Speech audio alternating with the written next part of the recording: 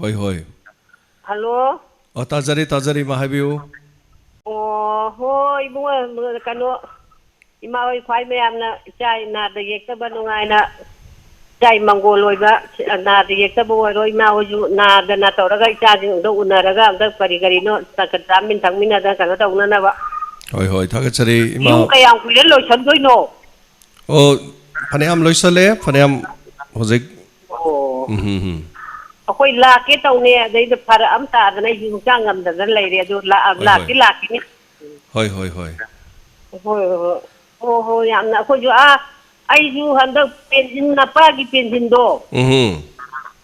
Kharaga phangbane ba do moida photo kapte na amusu paisa happy raktre ada photo kapure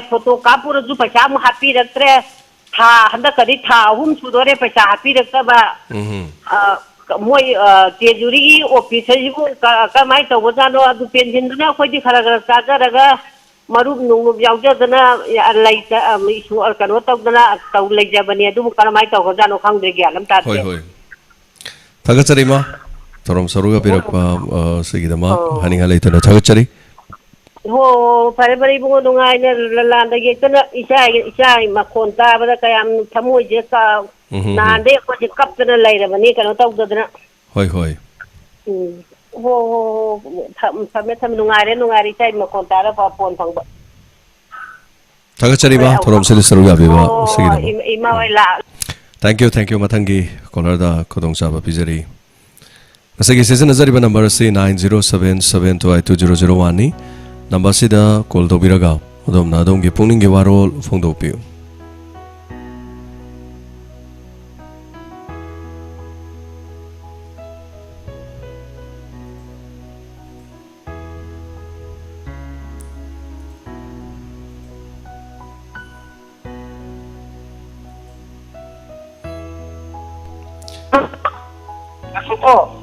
Hello. Hello. Mingalai phongga haibiu.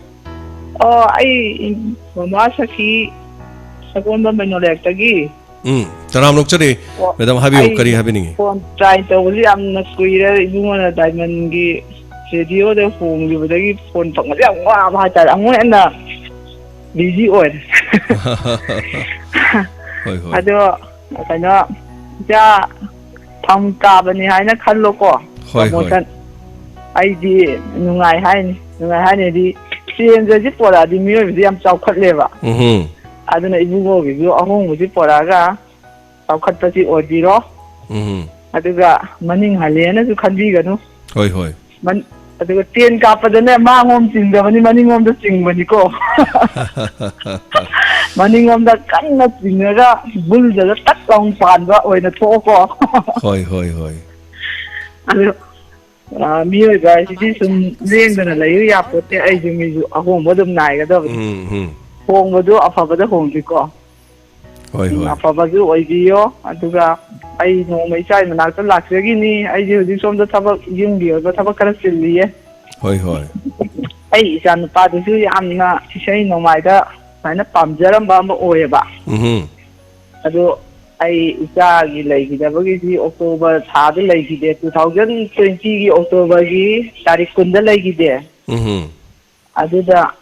ai kai go bam tau jage diamond radio gi kano sing du campus sing du bunga utti ra pa na yam thaja ba hoi adu da taw ga ai kai go bam tau jage ka sum khanja ba ne ba du bu diki ma pham du di taw ga ya roi dro sai gu ma kai gu ba yai mayam lei oh October tha ma ni su wa li hoi hoi ai no ma family punna lak jage yai adu ga ibungo gi da ngam ja ba khara su ai help taw mi hoi ngo mai pak pa sau khat po oi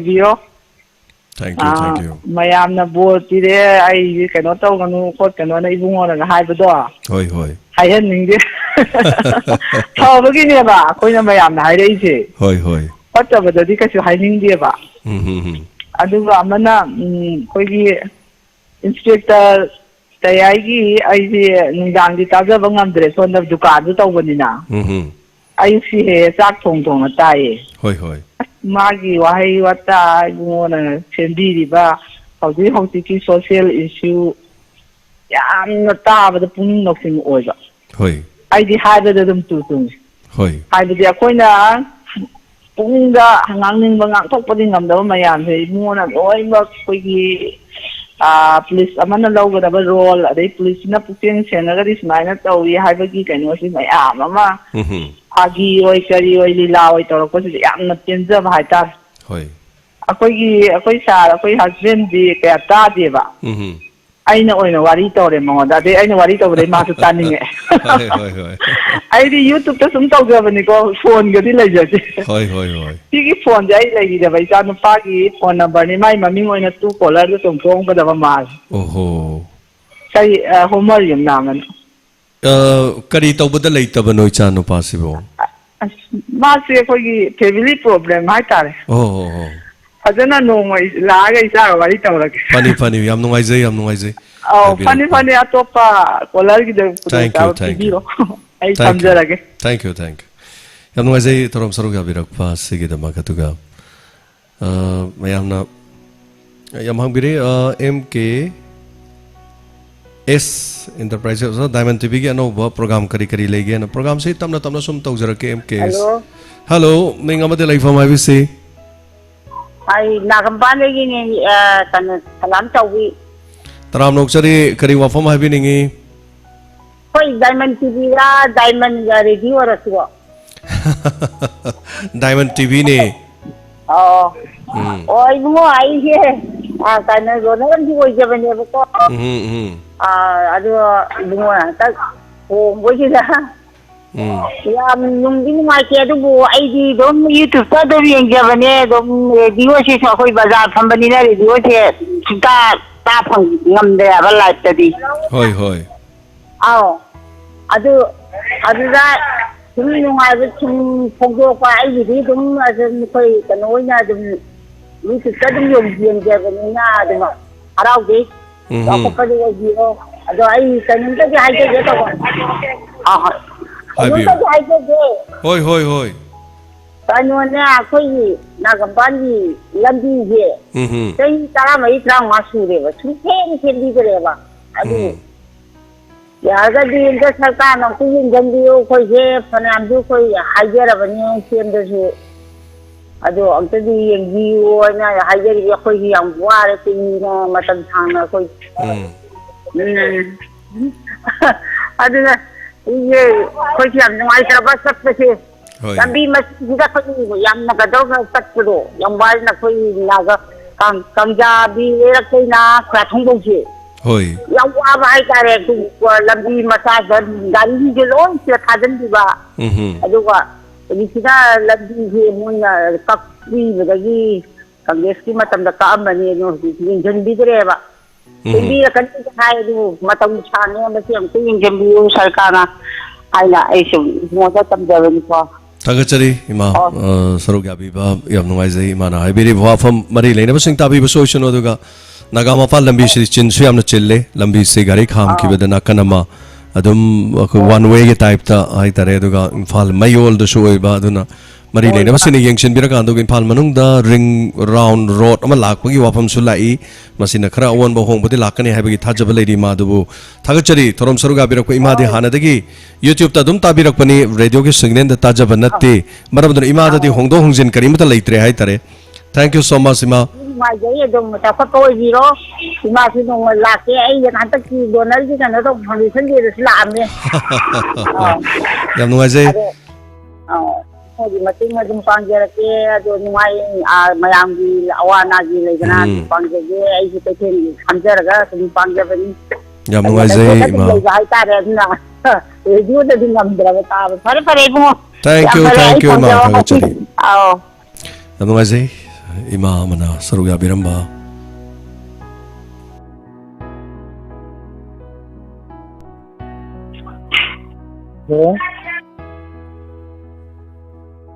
sir Kasar को लगाई देगी sir तापियो करे हबिनी कसार को लगाई दिनन सना को तापियो करे वाफम थबिनी hobby से sir पुनिंग वाला लसेबो होय होय हाबियो सर जेम्स संदकुई बदनी को सर होय होय सर की सर आम बद सर वो आम तो दा याम थागचरी सर दा डॉक्टर प्रोग्राम पुजा खुदिमक को याम नुंगाई ताजै सर अहांब ओइना फंगजाबनी सर कई हाइगदौनो सर यामना हाइरगा कई हाइदिनो खंगदे सर अदु सर की प्रोग्राम पुनमुक याम नुंगाइजै सर की चैनल सु ओंथोक तरमे डायमंड टीवी हाइदना सर अनौबा हांग चौदसु सपोर्ट तौजरी सर की दमकता होय होय अहांब फंगजाबनी सर असि यारगा सर लोसनजरंगसी thank you so much thagachari yam nuaizai kasardagi thorom saru ya birakpa aduga khanghaudana call fangkibada isana hainingba khajiktang haibagi khudong chadaba leiragasu hello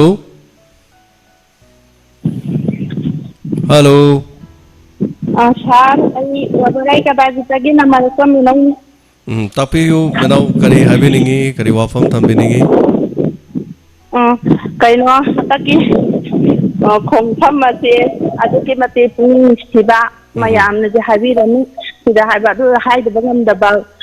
wakhaloni ta pok le eva thana hawje je se labuk lamha manipur gi apumba sar radio dai kaina bagi radio da sar gi khuten ta adrena me pung khuding je teng tha ko na thin ba thun khare sa ado अखोइसु अदुके मते नुवाइजद्रे अदुबु आइना हाइजनिंग बदी सार के हंदकी खोंथांग से यामना माइ पागलबा हाइनिंगाइ लेते होय हेना मगुल हाकटपा दु सार की ओइरे हौजिसे अदुना हौजिसे अखोइगी अहलमन सिंना हाइए रेडियो से आमते थुना आमते थाबिरो हाइबा अखोइ सिबा यावगदोरे हाइबोदा आजि फगी तौरे होय अरे अना होय होय आई हादगी तौदी मयांगी ताबना लेरी आइदो हयेंगी 15 अगस्तनीना आइजु खरा हांगबा या अदे आई तौरगेना फाइरे मोदा हेना अफबो ओइनिउ सा करिंदा निंहना बिगनु हाइजागे सा सिदंग हारगा एलुसिंजरगे thank you menau ahalaman sing mayam punamaktasu tambiu tabidaba phone khaktang taba sing haitareko adana yamna thuna yamna yangna madumak ekoi honaba ngamba isorna pina vivoshanu ayat apa mata yaudana odabu kari lakadage haidudi yengminarasi aina sinma ngamanati sorge lelani hello salam ning chira podi to mine sa tapisi to me kari happening sa ningan nawa to bigano sa mayon chong khana ba tobiu mayon chu chong kapasu oigani hanagi diamond gi khonjen je ta bada ma bu hunbagi na te ko sa ma ngasi magi pukning waron tawriba magi kanu haita staff haita mayam na caller mayam na maming hangi ma je maming hang bas da maming hangbira no ai diamond gi staff amu erga di magi maming haibam thok tabra si haijalingi sa aduga amana sa James panbira ko da James panbira no magi wa panbira no sa pusanbira no habase ai motadi hayaning de sa tombi toksida adu tokse mina nungai ta tawrini adu payam na su hoy ai haibadi diamond ahambagi diamond je sa na lusing bira maga sa na mayon songan biram baneba sa na di atu ujik le hori ba diamond ji mi panlakpa matam la sa na di phajana harau nungsina tayam na wari du sakiwa hoy aduga moina di panbira kono ma hanna kono to bira kono habu haidu tap du nunga jete haya ning de sa diamond do kanagi na lusinga ga kanana manipur sin ba thungi bano haibu do moi wakhan du khanda bi ga damne haiba si haija ning sa tombi hoy adam haijara sanuda mayam adam aina mayam da sodum nolok chabaduni kanamata hangbiru ranu haidana aina so haijabaduni ado kaisu kaiba leite masa gi ningba pambani aduga fajaba amadi athiba haibasidi miyamna loina lepcharakadawni aina ai mangaire na chaluba yaba nate aina phanayam tawsanu miyamna yadradi upai leba nate aduga miyam haibasidi nolok kadabani aduga aikoi nolok na dum chachari edum ama amagi wahai tare mayamna su ko adum madu lapthok piro hanguranu maramdi tongan ba channel amadani ISTV da impact ki mi hanguradi nungaira roi aduna mami TV da tom TV gi mi hangurati nungaira roi boko kaisu kaiba leite aikoi gi dum haizari ngasisu Diamond Radio nungsibiu Diamond Radio support tobiu makoi gi thorom tabiu ana aikoi gi torokpa matam su tabiu not only Diamond Radio every Manipur da ladiba khodimak singa se loina tabiu support tobiu nungsibiu na haizagi aduna thagachari tombi thorom sarugya birakpa segi damak aduga thorom tawbada mina thorom tawbong khangdaba haibado oibajani ai sum hang leiramnina makhoi su sawningam bayai waroram bayai aduna yaragadi aigi maramda hangbiruranu na dama haizagi aigi oinadi kaisho kaiba leite aigi sei tharakpadasu aina thaba yaroi haiba leite aigi karigumba ma hainabadasu aina athingba karimta leite aduna ai khoidi miyamgi ni miyamgi kari haitare ngamok ni haitare balbuk ni mayamgi ni midyeng pham ni haibam ni chaifam ni thagatna pham ni punamaki haitare ado mayamna nungai tabadudi tawbiruranu mina torokono hairagati ko aduna please hangbiruranu aduma haizage hello yamau ai Mayangapu dagiri korai Mayangapu digi taram na oksari habiu kari habiningi kenamta haije kedama yamba ai dollar ko yongja baneba ai ado koi ek kenamta sahar pukaning ba koi gi korai gi Mayangapu sida angom likai nam lai masida ising gi water supply am khang lai jaba ko water supply je koina angang oi ngai dadi duki mati ising gi sauna yang koina tarameba hoi ado ko tik tai kunmuki ji ising takpa ai water supply je supply di taro ga ko sigi oina ising ji pi da bai tai yam nam jaga ji nam di leiba adnai anak ko je takpa phangba thap to kilometer ani hung gi maya ji oina pi ba do ga 0 kilometer ji da leiba ko ji na oina takpa phangdre mi sing je ado kai mari leina bana tabi ra gadi anak ko ju sing takpa do kara phangan biu na koi na ba ya mai mating lo ga ta haje ba thank you thagachari na aduga mari leina ba sing tabi shino habiu hoi hoi ya mi ki taw na ko ni magda ko ju chaw ya de ko ju ta lak sa ki taw ne mamang ko dul amung la me ya ma ki ma famong to ko ju ta khang bo na lak sa ki to bi kaso kai ba leite lapiu na thank you ya ma ki ko da ma ke no gi ngang gi sa to expect ta do ko phone ni de tum ta mi na hoi adum nungai thak chari hai tare thank you ngasi su tabiu ngarangi wari gi makha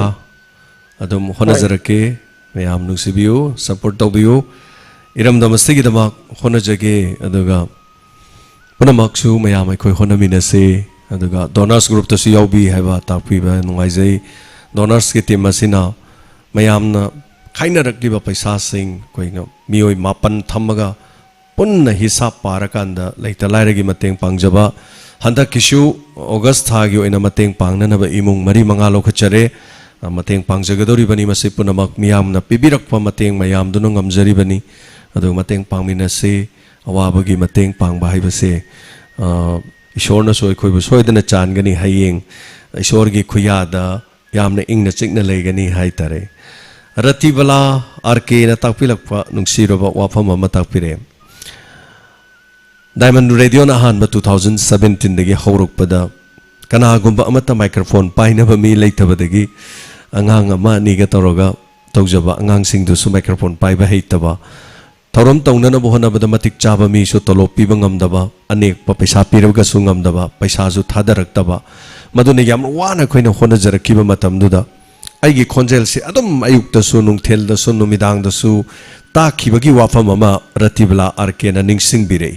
matam maduda da james na mathanta yamna wana hona jarakhibani haujikti mayamna nungsi bire matam maduda mathanta sumngang laga leibaduda miyamna taning de haina phawba haiba mi yauki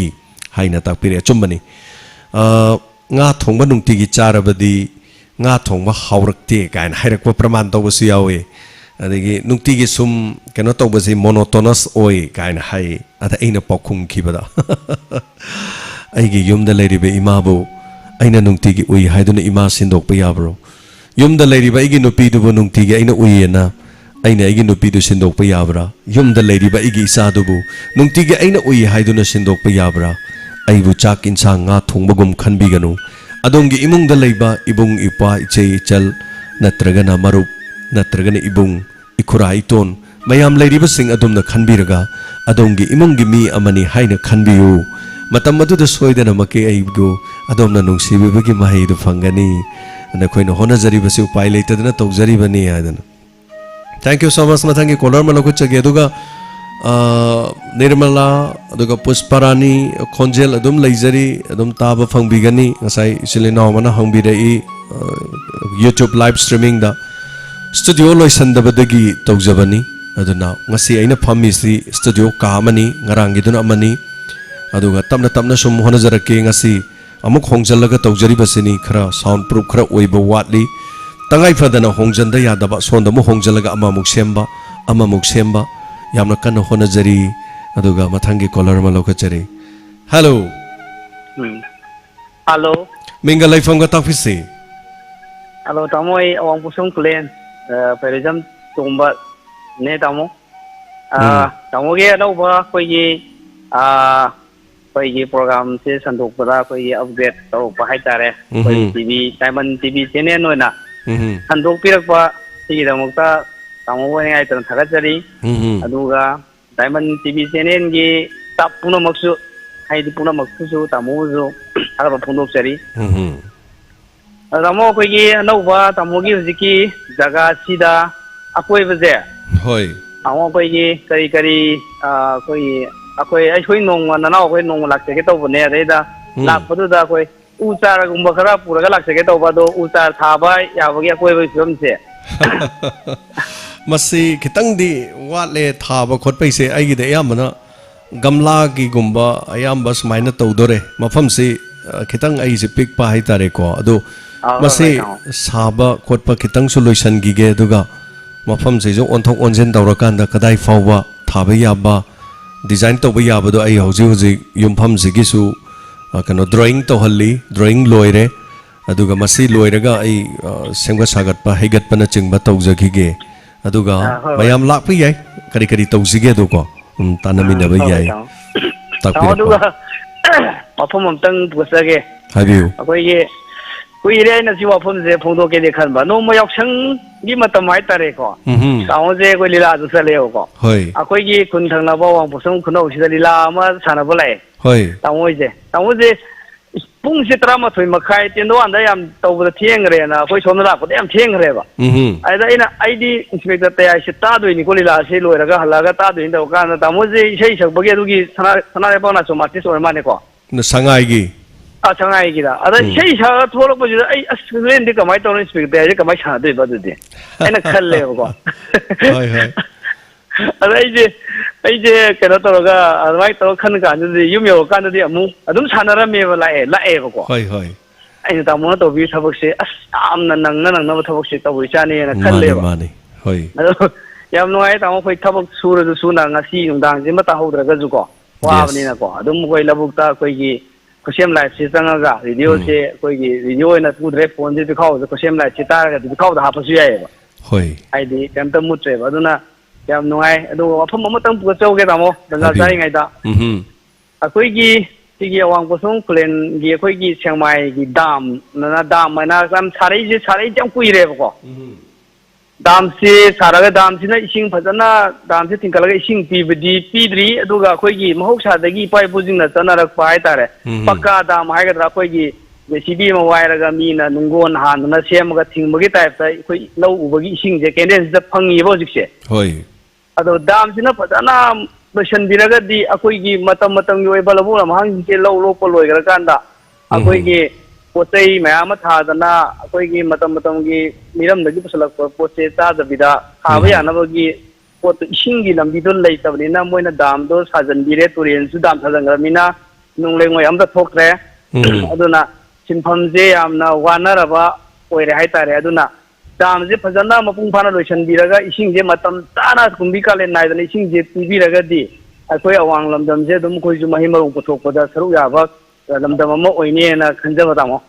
thank you yana fazaba le kai lamdam gi wafam amasu haibire yam nungai jai aduga ꯑꯗꯨꯒ ꯇꯥꯃꯣ ꯑꯩꯈꯣꯏꯒꯤ ꯂꯣꯏꯗꯕꯁꯨ ꯌꯥꯗꯦ ꯑꯩꯈꯣꯏꯒꯤ ꯈꯨꯟꯖꯥꯁꯤꯡꯅ ꯁꯟ ꯂꯣꯏꯕꯤꯔꯤꯕꯁꯤꯡꯁꯦ ꯑꯩꯈꯣꯏꯒꯤ ꯀꯥ ꯍꯦꯟꯅ ꯍꯥꯏꯇꯥꯔꯗꯤ ꯌꯥꯝꯅ ꯍꯥꯏꯗꯤ ꯃꯩꯇꯩ ꯁꯟꯁꯦ ꯌꯥꯝꯅ ꯂꯣꯏꯔꯦꯕ ꯌꯨꯝꯊꯣꯡ ꯈꯨꯗꯤꯡꯃꯛ ꯍꯣꯏ ꯑꯗꯣ ꯃꯁꯤꯁꯤꯃꯛ ꯌꯨꯝꯗꯪꯗ ꯂꯣꯏꯔꯒ ꯌꯨꯝꯗꯪ ꯃꯣꯏꯅ ꯃꯆꯤꯟꯖꯥꯛ ꯄꯤꯖꯕ ꯌꯥꯕꯒꯤ ꯆꯥꯡꯗ ꯂꯣꯏꯔꯒ ꯂꯝꯍꯥꯡꯁꯤꯗ ꯄꯪꯊꯥ ꯊꯥꯗꯣꯛꯇꯕꯤꯗ ꯑꯣꯏꯇꯥꯔꯒꯗꯤ ꯑꯩꯈꯣꯏ ꯄꯣꯠ ꯆꯩ ꯃꯍꯩ ꯃꯔꯣꯡ ꯊꯥꯕꯁꯤꯡꯁꯦ ꯁꯝꯕꯜ ꯈꯥꯅꯔꯨꯕ ꯉꯝꯄꯣꯠꯇꯦꯕ ꯑꯗꯨꯅ ꯊꯥꯗꯣꯛꯄꯤꯗ꯭ꯔꯒꯗꯤ ꯑꯩꯈꯣꯏ ꯁꯣꯏꯗꯅ ꯑꯩꯈꯣꯏ ꯃꯤꯄꯥꯟ ꯇꯥꯡꯗꯕ ꯆꯤꯟꯖꯥꯛꯇ ꯃꯤꯄꯥꯟ ꯇꯥꯡꯗꯕ ꯑꯩꯈꯣꯏ ꯁ꯭ꯇꯦꯠ ꯑꯃ ꯑꯣꯏꯕꯗ ꯁꯣꯏꯗꯅ ꯑꯩꯈꯣꯏ ꯑꯋꯥꯡꯂꯣꯝꯁꯨ ꯃꯇꯦꯡ ꯄꯥꯡꯕ ꯉꯝꯅꯤꯅ ꯈꯟꯖꯩ ꯇꯥꯃꯣ Thank you so much. Awang Posamonggi hangam hainaribni maming gaisu ko. Tahu hangam purga laksuini ko. Hangam hunba hunare. Okay, am nuaizai. Awang Posamonggi koi tabiren lila yauba nupi saba. Aiga sahi taruk hena lila punminara mi yamadu am nuksibani. Yamadu daga ina lila lak padaba. Tabiren noi digi hangam du kita lero. Hangam du chaning e gai na ko mai taw ga yawi lila la fa mana pu bi rei poni ado akhoi somda phang ba so akhoi na pui akhoi gi so kaksing lom gi ai kaksing lom na ya man nak pani na hai tare akhoi soibum adigi di makhan hai tare chakwai adigi chakhau makhan hai tare akhoi kaksing bora sina chingba hai tare ni ko mai lam gi ni adum tongan ba se dum lei hai tare so mathangi kolar ma da mo khudong sa ba pizara kanda Matangi color now. Kari hari habdo mo taminasi. Hello. Hello. Good afternoon, sir. Good afternoon. Pukam dagi Santi. Tapisi. Ahamda Diamond TV channel bukai pun cari sir. Ada yang ngaji Pukning Warol tu pun tu saya tahu ni sir. Hoi. Kalau ni sar macam kuinya dagi mangjarak pa mangma koi Diamond radio ay tare. Wana Sagacare adu wajing Diamond kanoda mu Diamond TV channel dang promotion karya sar ko. Adu Diamond sana pamjaramba Diamond radio dagi promotion karakoda sana pamjaramba Diamond radio gi awab da ju saru ya jaisa adu mu promotion karakoi nungai bu saru ya jari. Adu ai hajar mi sa sanadi mai iega machu khajabugum sai magun juno mono hekale. Adu kanone adu sar adu Kogi kon tawirei ba koi lamdam koi Manipur ji na taba topa dagi lamdagi kon tawira pa ibung pa hatare mon kon taw phajab jawai habirak podo ta jam nungai je ba hoi adamu aina hajani sa moi kogi lamdam da lei bi ba kogi lai su heira ba koi lai gurugum ba ipa jing adagi ima jing lai su pa ibung pa myamna phajab suggestion pibiraga sagi nongna Siangkot ceriba Diamond TV channel je. Jadi hina fajar wahai kita sagi tahu na api raga fajar suggestion pi raga sagi channel jibu hina mangjing thara kam yang dei tahu na ba tahu biwa na thara dah tu ke apin tahu jadi ai chat lagi. Ada lor pada thara ai wahai am tak hai jauh ke. Thara na memang dah sentuh kiba pergi sar kuasa tapi memang dah sentuh kiba Mayam sadokyu sa ai je kon taw ge taw da taw jog dre ta lo taw ge sa ai ju matam da sa kwa de ka ja jara me ko hoi ada phatri khang bo po se koi hu ne khang na koi gi mi bo koi ji ta ba hai tare du ngai re sai wa re sai thabam chale sai ado tharo ko chung ngam da ko dai cha gi program sum jaw re dai gi di Inspector tayar ke orang podo, sana kau ki kuatar ka, ya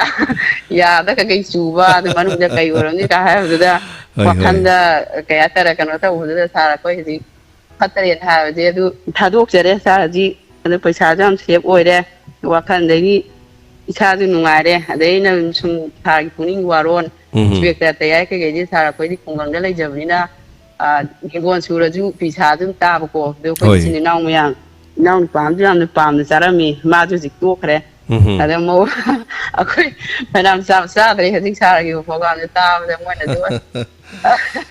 cara dia kai jai pu besar no kang dia cara gitu tahu dan ngai Korea adum hai besar thank you hoi cara adu cara gitu thawak thawla tei tahu dah koi adum support tahu jadi Hena sa papoy ro na ajari sa Thank you Fazaraba wahi kya galoina na habirak pa duga chumani kwa chabagi wafam habirak podo kwa si to si haidana khongjanga ma haitar ꯍꯧꯖꯤꯛ ꯐꯥꯎꯕꯗ ꯑꯩꯈꯣꯏ diamond ꯇꯥꯔꯝꯕꯗ ꯀ꯭ꯋꯥ ꯆꯥꯕ ꯇꯣꯛꯑꯦꯅ ꯍꯥꯏꯕꯗꯤ ꯃꯤ 9ꯒꯨꯝꯕ ꯁꯨꯔꯦ ꯌꯥꯝ ꯅꯨꯡꯉꯥꯏꯖꯩ ꯑꯗꯣꯝꯒꯗꯤ 9 ꯁꯨꯔꯦ ꯍꯥꯏꯇꯥꯔꯦ ꯑꯩꯅ ꯗꯥꯏꯃꯟ ꯔꯦꯗꯤꯑꯣꯗ ꯂꯩꯖꯔꯤꯉꯩꯗꯒꯤ ꯃꯁꯤꯒꯤ ꯀꯦꯝꯄꯦꯟ ꯑꯃ ꯁꯨꯝ ꯆꯠꯊꯖꯔꯛꯄꯅꯦ ꯍꯥꯏꯇꯥꯔꯦ ꯌꯥꯝ ꯅꯨꯡꯉꯥꯏ ꯃꯤ 9 ꯍꯥꯏꯁꯤ ꯌꯥꯝ ꯌꯥꯝꯈ꯭ꯔꯖꯥꯠꯅꯤ ꯑꯗꯨꯒ ꯅꯨꯡꯁꯤꯕꯤꯔꯕ ꯃꯔꯨꯞ ꯃꯄꯥꯡ ꯃꯌꯥꯝ ꯄꯨꯝꯅꯃꯛ ꯍꯥꯏꯇꯥꯔꯦ ꯑꯩꯈꯣꯏ ꯀꯅꯥꯒꯁꯨ ꯑꯃꯠꯇ ꯆꯥꯡꯗꯝꯅꯒꯨꯝꯁꯤ ꯃꯤꯅ ꯅꯨꯡꯉꯥꯏꯇꯅꯕ ꯋꯥ ꯑꯩꯈꯣꯏ ꯉꯥꯡꯒꯨꯝꯁꯤ ꯃꯤꯒꯤ ꯔꯦꯗꯤꯑꯣ ꯆꯦꯅꯦꯜ ꯑꯃꯗ ꯆꯪꯉꯒ ꯐꯖꯩ ꯐꯖꯗꯦ ꯑꯗꯒꯤ ꯑꯩꯅ ꯍꯦꯜꯂꯤ ꯍꯦꯟꯗꯦ ꯑꯗꯨ ꯑꯗꯥ ꯃꯌꯥꯝ ꯀ꯭ꯔꯤꯇꯤꯁꯥꯏꯖ ꯇꯧꯔꯒꯨꯝꯁꯤ ꯃꯔꯝꯗꯤ ꯊꯕꯛ ꯇꯧꯖꯔꯤꯕꯁꯤꯡ ꯑꯗꯨꯅ ꯃꯈꯣꯏꯅ ꯇꯧꯖꯔꯤꯕꯗꯨ ꯅꯨꯡꯉꯥꯏꯇꯦ ꯍꯥꯏꯔꯛꯂꯕꯗꯤ ꯀꯔꯤꯁꯨ ꯅꯨꯡꯉꯥꯏꯔꯣꯏ ꯑꯩ ꯏꯁꯥꯃꯛꯁꯨ ꯉꯥꯏ ꯑꯩꯅ ꯇꯧꯖꯔꯤꯕ ꯊꯕꯛ ꯋꯥꯅ ꯑꯍꯤꯡ ꯇꯨꯝꯗꯕ ꯃꯈꯩ ꯏꯟꯁꯄꯦꯛꯇꯔ ꯇꯌꯥꯏ ꯁꯥꯟꯅꯔꯒ ꯑꯔꯣꯏꯕꯗ ꯄꯛꯇꯦ ꯍꯥꯏꯕ ꯋꯥꯍꯩ ꯑꯃ ꯏꯔꯒ ꯊꯥꯒꯠꯄꯤꯔꯝꯕꯗ ꯄꯨꯛꯅꯤꯡꯗꯁꯨ ꯑꯩꯁꯨ ꯅꯨꯡꯉꯥꯏꯖꯗꯕ ꯑꯗꯨꯝ ꯐꯥꯎꯏ ꯑꯗꯨꯅ ꯑꯩꯒꯤ ꯅꯨꯡꯁꯤꯖꯔꯕ ꯏꯆꯤꯜ ꯏꯅꯥꯎꯁꯤꯡ ꯍꯥꯏꯖꯕ ꯇꯥꯏ ꯍꯥꯟꯅ ꯂꯩꯕꯤꯔꯤꯕꯁꯤꯡ ꯑꯩꯅ ꯇꯥꯛꯄꯤ ꯇꯝꯕꯤꯔꯛꯇꯅ ꯂꯥꯛꯈꯤꯕ ꯉꯥꯛꯇꯅꯤ ꯑꯗꯨꯒ ꯃꯈꯣꯏꯗꯁꯨ ꯅꯨꯡꯉꯥꯏꯇꯅꯕ ꯋꯥ ꯃꯤꯌꯥꯝꯅ ꯍꯥꯏꯕꯤꯒꯅꯨ ꯑꯗꯨꯒ ꯗꯥꯏꯃꯟꯁꯨ ꯇꯥꯕꯤꯌꯨ ꯗꯥꯏꯃꯟ ꯇꯥꯕꯤꯔꯒꯗꯤ ꯗꯥꯏꯃꯟꯒꯤ ꯋꯥ ꯑꯣꯏꯅ ꯉꯥꯡꯕꯤꯌꯨ ꯍꯣꯏ ꯑꯩ ꯂꯩꯔꯝꯕꯅꯤꯅ ꯑꯩ ꯂꯩꯈꯤꯗꯕꯗ ꯃꯤꯌꯥꯝꯅ ꯅꯨꯡꯉꯥꯏꯇꯕꯒꯤ ꯄꯨꯛꯃꯦꯟ ꯄꯥꯎꯅꯦꯟ ꯃꯦꯟꯖꯕ ꯍꯥꯏꯖꯕꯗ ꯀꯔꯤꯁꯨ ꯀꯥꯏꯕꯗꯤ ꯂꯩꯇꯦ ꯑꯗꯨꯕꯨ ꯇꯥꯔꯤꯕ ꯃꯤꯑꯣꯏꯁꯤꯡꯅ ꯅꯨꯡꯉꯥꯏꯔꯝꯒꯗ꯭ꯔꯥ ꯅꯨꯡꯉꯥꯏꯔꯝꯃꯣꯏꯗ꯭ꯔꯥ ꯃꯗꯨꯒꯤ ꯊꯣꯛꯂꯛꯏꯕ ꯋꯥꯐꯝꯁꯤꯡ ꯑꯗꯨꯗꯤ ꯃꯌꯥꯝꯗ ꯂꯩꯔꯦ ꯑꯗꯨꯒ ꯃꯇꯨ ꯊꯣꯛꯇꯅꯕ ꯌꯥꯔꯤꯕ ꯃꯈꯩꯗꯤ ꯃꯌꯥꯝꯅꯁꯨ ꯀꯥ ꯍꯦꯟꯅ ꯍꯪꯕꯤꯔꯨꯔꯅꯨ ꯍꯪꯕꯤꯅꯤꯡꯕ ꯂꯩꯔꯕꯁꯨ ꯑꯗꯨꯝ ꯑꯩꯉꯣꯟꯗ ꯑꯣꯏꯅ ꯍꯪꯕꯤꯔꯣ ꯑꯗꯨꯒ ꯃꯐꯝ ꯑꯗꯨ ꯑꯩꯅ ꯃꯪꯖꯔꯝꯕ ꯃꯪꯂꯥꯟ ꯑꯃꯗ ꯃꯪꯐꯥꯎꯅꯕ ꯍꯧꯔꯝꯂꯕꯅꯤꯅ ꯍꯦꯟꯅ ꯃꯪꯐꯥꯎꯅꯗꯅ ꯑꯐꯕ ꯑꯗꯨꯒ ꯌꯥꯏꯐꯕ ꯑꯗꯨꯝ ꯄꯨꯝꯅꯃꯛ ꯑꯣꯏꯔꯁꯨꯅꯨ ꯑꯁꯤꯗꯒꯤ ꯍꯦꯟꯅ ꯍꯥꯏꯖꯅꯤꯡꯉꯥꯏ ꯂꯩꯖꯗꯦ ꯍꯥꯏꯇꯥꯔꯦ ꯑꯗꯨꯒ ꯊꯥꯒꯠꯆꯔꯤ ꯊꯧꯔꯝꯁꯤꯗ ꯁꯔꯨꯛ ꯌꯥꯕꯤꯔꯛꯄ ꯍꯥꯏꯕꯤꯔꯛꯄꯁꯤꯒꯤꯗꯃꯛ ꯌꯥꯔꯤꯕ ꯃꯈꯩ ꯑꯩꯈꯣꯏꯅ ꯇꯣꯄꯤꯛꯁꯦ ꯍꯣꯡꯗꯣꯛꯑꯒ ꯆꯦꯟꯖ ꯇꯧꯔꯒ ꯑꯩꯈꯣꯏꯒꯤ ꯃꯥꯡꯗ ꯇꯥꯔꯤꯕꯁꯤꯡ ꯑꯁꯤꯗ ꯆꯪꯁꯤꯟꯃꯤꯟꯅꯔꯁꯦ ꯑꯗꯨꯒ ꯑꯗꯣꯝꯅ ꯑꯩꯅ ꯇꯧꯖꯔꯤꯕ ꯆꯦꯅꯦꯜ ꯑꯁꯤꯗ ꯃꯇꯦꯡ ꯄꯥꯡꯕꯤꯅꯤꯡꯕ ꯅꯠꯇ꯭ꯔꯒ ꯍꯩ ꯂꯩ ꯑꯃꯇꯪꯁꯨ ꯄꯨꯕꯤꯅꯤꯡꯕ ꯊꯥꯕꯤꯅꯤꯡꯕ ꯂꯥꯛꯄꯤꯅꯤꯡꯕ ꯑꯗꯨꯝ ꯊꯣꯡ ꯂꯥꯎꯅ ꯑꯗꯨꯝ ꯍꯥꯡꯗꯣꯛꯆꯔꯤ ꯃꯤꯌꯥꯝꯒꯤꯗꯃꯛꯇꯅꯤ ꯑꯩꯈꯣꯏꯅ ꯍꯣꯠꯅꯖꯔꯤꯕꯁꯤ ꯃꯤꯒꯤ ꯊꯃꯣꯏꯕꯨ ꯃꯣꯃꯣꯟ ꯅꯣꯛꯅꯕꯅꯤ ꯃꯤꯕꯨ ꯍꯔꯥꯎꯅꯕꯅꯤ ꯑꯗꯨꯒ ꯀꯞꯃꯤꯟꯅꯕꯁꯨ ꯅꯨꯡꯁꯤꯕ ꯃꯇꯥꯡꯗ ꯀꯞꯃꯤꯟꯅꯁꯤ ꯅꯣꯛꯃꯤꯟꯅꯕꯁꯨ ꯅꯨꯡꯁꯤꯕ ꯃꯇꯥꯡꯗ ꯅꯣꯛꯃꯤꯟꯅꯁꯤ ꯍꯣꯠꯅꯖꯔꯤꯕꯁꯤꯡ ꯑꯁꯤꯗꯤ ꯃꯤꯒꯤ ꯊꯃꯣꯏ ꯀꯥꯏꯅꯅꯕ ꯔꯦꯗꯤꯑꯣ ꯇꯥꯕꯤꯔꯤꯕꯁꯤꯡꯒꯤ ꯊꯃꯣꯏꯗ ꯀꯔꯤꯅꯣꯅꯦ ꯍꯥꯏꯕ ꯋꯥꯐꯝꯁꯤꯗꯤ ꯊꯣꯛꯇꯅꯕ ꯍꯣꯠꯅꯖꯒꯦ ꯁꯣꯏꯈꯤꯕ ꯌꯥꯎꯔꯁꯨ ꯃꯤꯌꯥꯝꯅ ꯀꯥꯛꯄꯤꯌꯨ ꯍꯥꯏꯖꯒꯦ ꯍꯜꯂꯣ ꯃꯤꯡ ꯑꯃꯗ ꯂꯩꯐꯝ ꯍꯥꯏꯕꯤꯁꯤ ꯍꯜꯂꯣ ꯁꯥꯔ ꯑꯩ ꯈꯥꯡꯉꯕꯣꯛꯇꯒꯤ ꯁꯨꯅꯤꯇꯥ ꯀꯧꯖꯩꯌꯦ ꯇꯥꯛꯄꯤꯌꯨ ꯁꯨꯅꯤꯇꯥ ꯁꯥꯔꯒꯤ ꯄ꯭ꯔꯣꯒ꯭ꯔꯥꯝꯁꯦ ꯌꯥꯝ ꯇꯥꯕ ꯌꯥꯝ ꯅꯨꯡꯉꯥꯏꯖꯩꯕꯀꯣ ꯁꯥꯔ ꯍꯥꯏꯕꯤꯌꯨ ꯉꯔꯥꯡꯁꯨ ꯑꯩ ꯇ꯭ꯔꯥꯏ ꯇꯧꯖꯔꯝꯕꯅꯦ ꯑꯗꯨꯒ ꯑꯩꯗꯤ ꯁꯣꯏꯔꯕꯣꯏ ꯅꯤꯡꯗꯅ ꯑꯃꯨꯛ ꯀꯛꯈꯤꯕ ꯍꯥꯏꯕꯤꯌꯨ ꯍꯥꯏꯕꯤꯌꯨ ꯑꯗꯨꯒꯗꯤ ꯀꯣꯟꯅ ꯌꯨꯇ꯭ꯌꯨꯕꯇ ꯎꯔꯀꯥꯟꯗꯗꯤ ꯑꯩꯒꯤ ꯇꯧꯈꯤꯕꯗꯨꯅꯦꯅ ꯑꯃꯨꯛ ꯅꯤꯡꯁꯤꯡꯉ ꯑꯗꯨꯝ ꯇꯧꯕꯁꯤ ꯁꯥꯔ ꯑꯗꯨ ꯐꯪꯗꯦ ꯁꯨꯡꯐꯪ ꯐꯪꯈꯤꯗ꯭ꯔꯦ ꯉꯔꯥꯡꯗꯤ ꯑꯗꯨꯝ ꯑꯗꯩ ꯁꯥꯔꯒꯤ ꯀꯩꯅꯣꯁꯦ ꯗꯥꯏꯃꯟꯗ ꯇꯥꯗꯕꯁꯦ ꯑꯩꯈꯣই ꯃꯃꯥꯁꯨ ꯑꯗꯨꯝ ꯇꯥꯖꯩꯌꯦꯕꯀꯣ ꯑꯗ ꯁꯥꯔꯒꯤ ꯃꯈꯣꯟ ꯇꯥꯗꯕꯁꯦ ꯑꯩꯈꯣꯏ ꯃꯃꯥꯅ ꯍꯥꯏꯅꯦ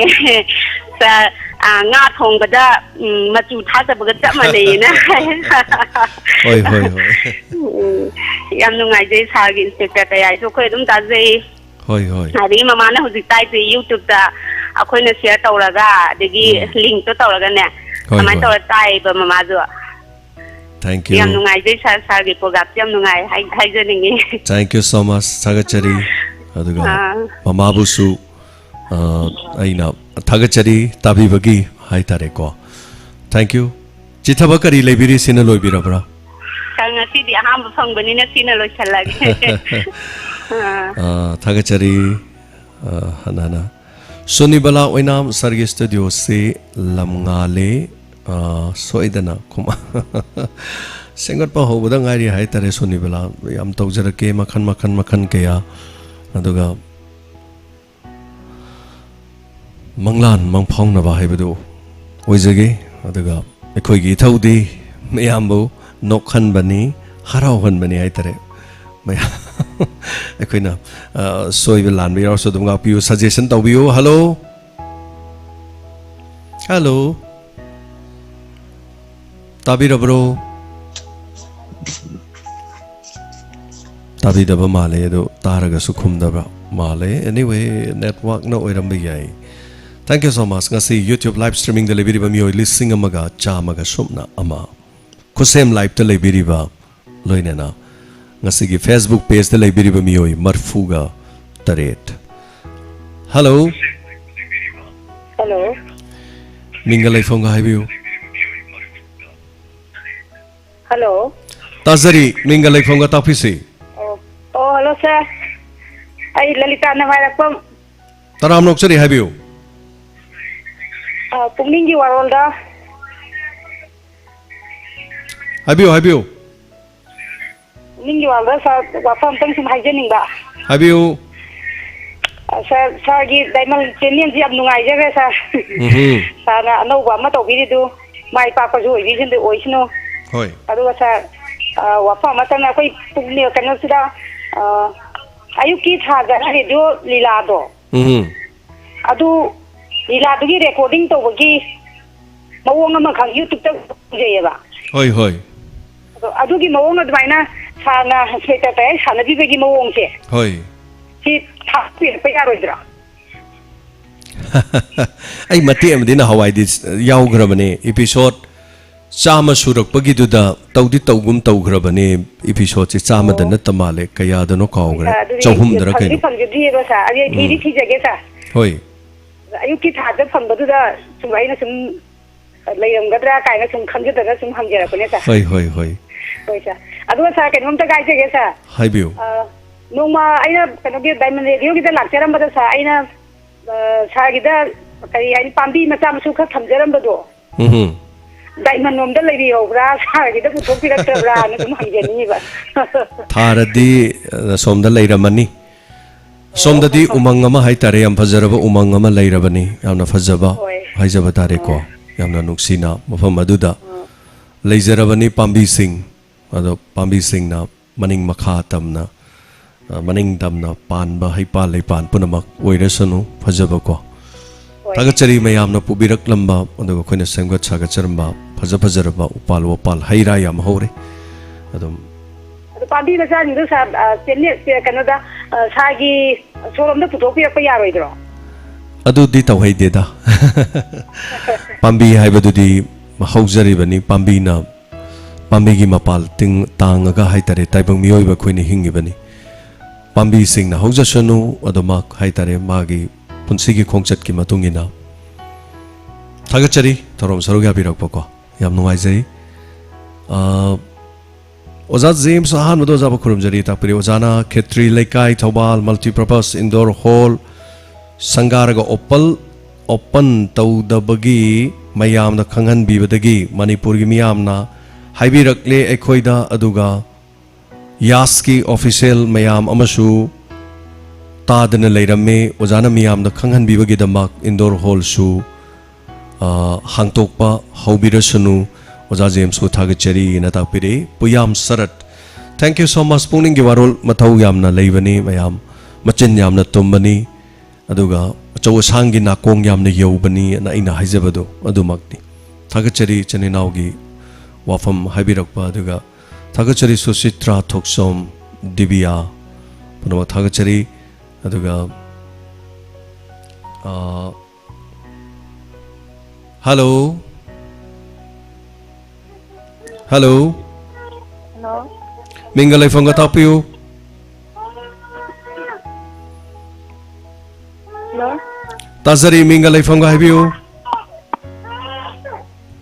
Mingi Warol. Hoi. Sangam samdagi na sina. Kari habi ninge.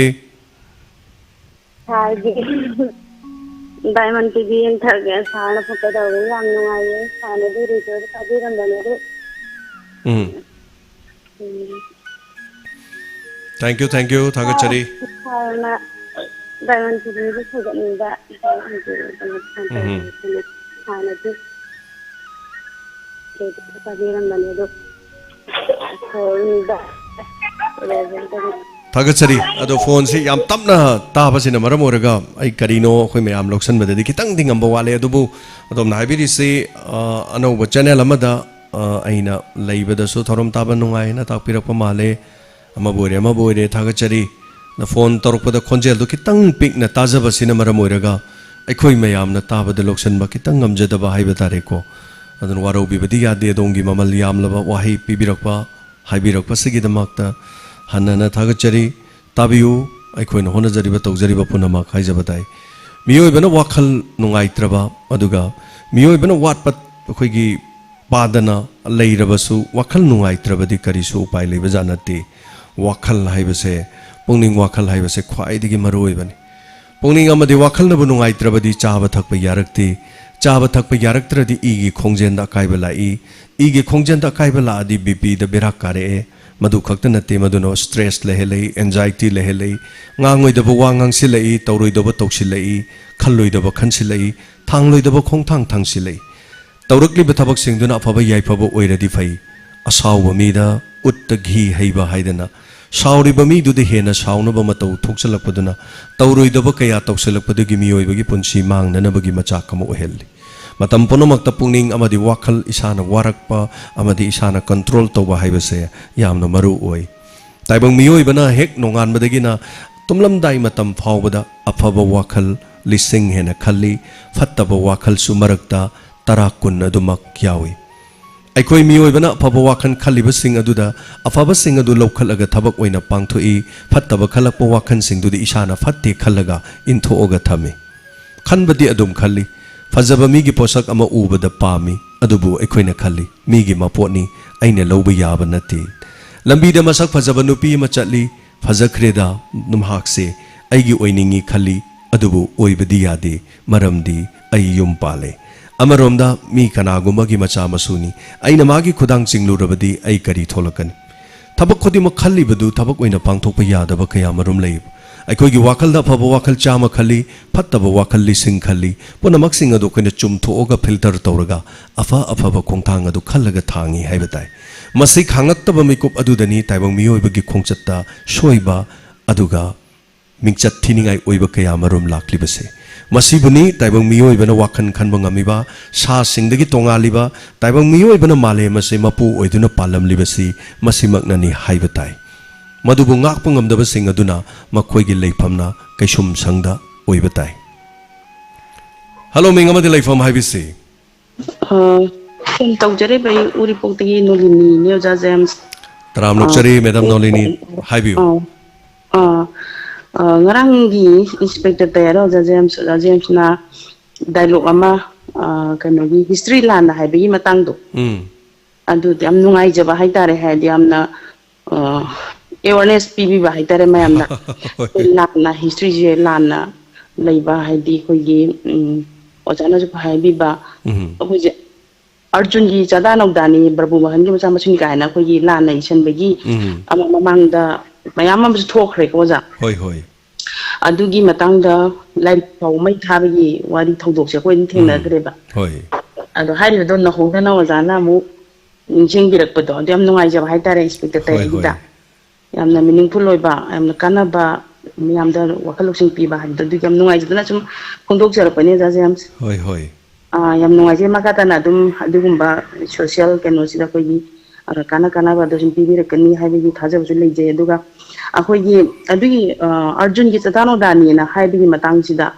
akogi hangnai raba oja kogi professor oja kangjia mangang na suman ibigalari adungi kanglei pak manipur natte haibis da su koise arjungi sadano da natte haibis chengna adum ibira bani ado dubu khangna khna du koise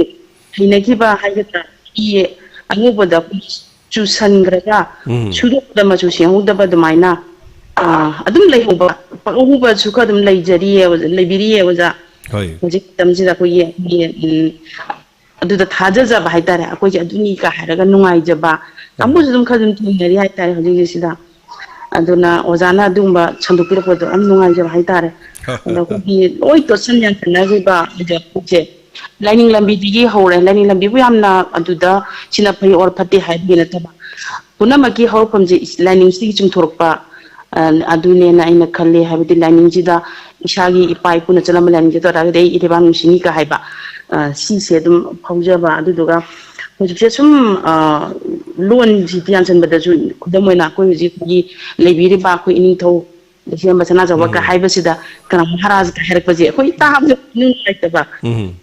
sum ko ki yam kai haini sum to san gi bi thaduk pangam da haiga man sum leiba do marwina ꯑꯗꯨꯃꯁꯨ ꯑꯣꯏꯈ꯭ꯔꯦ ꯑꯗꯨꯒ ꯍꯧꯖꯤꯛ ꯑꯩꯈꯣꯏꯒꯤ ꯅꯥꯠ ꯆꯠꯅꯕꯤꯗ ꯃꯌꯥꯝ ꯑꯃ ꯇꯣꯠꯁꯟ ꯌꯥꯟꯁꯟꯅꯔꯒ ꯁꯨꯝ ꯂꯩꯈꯤꯕꯗꯒꯤ ꯃꯃꯤꯡ ꯊꯪꯗ ꯃꯤꯒꯤ ꯆꯠꯅꯕꯤꯗ ꯑꯩꯈꯣꯏꯒꯤ ꯑꯣꯏꯁꯜꯂꯛꯄꯒꯤ ꯄꯣꯠ ꯃꯌꯥꯝꯁꯨ ꯂꯩꯔꯦꯀꯣ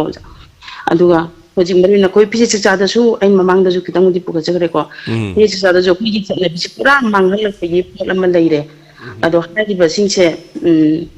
ꯑꯩꯈꯣꯏ ꯏꯁꯥꯅ ꯒ꯭ꯌꯥꯟ ꯇꯥꯔꯒ ꯉꯥꯛꯊꯣꯛꯆ ꯀꯔꯤ ꯍꯥꯏꯅꯤ ꯑꯩꯈꯣꯏꯒꯤ ꯏꯅꯥꯠꯁꯤ ꯑꯩꯅ ꯉꯥꯛꯇꯗꯤ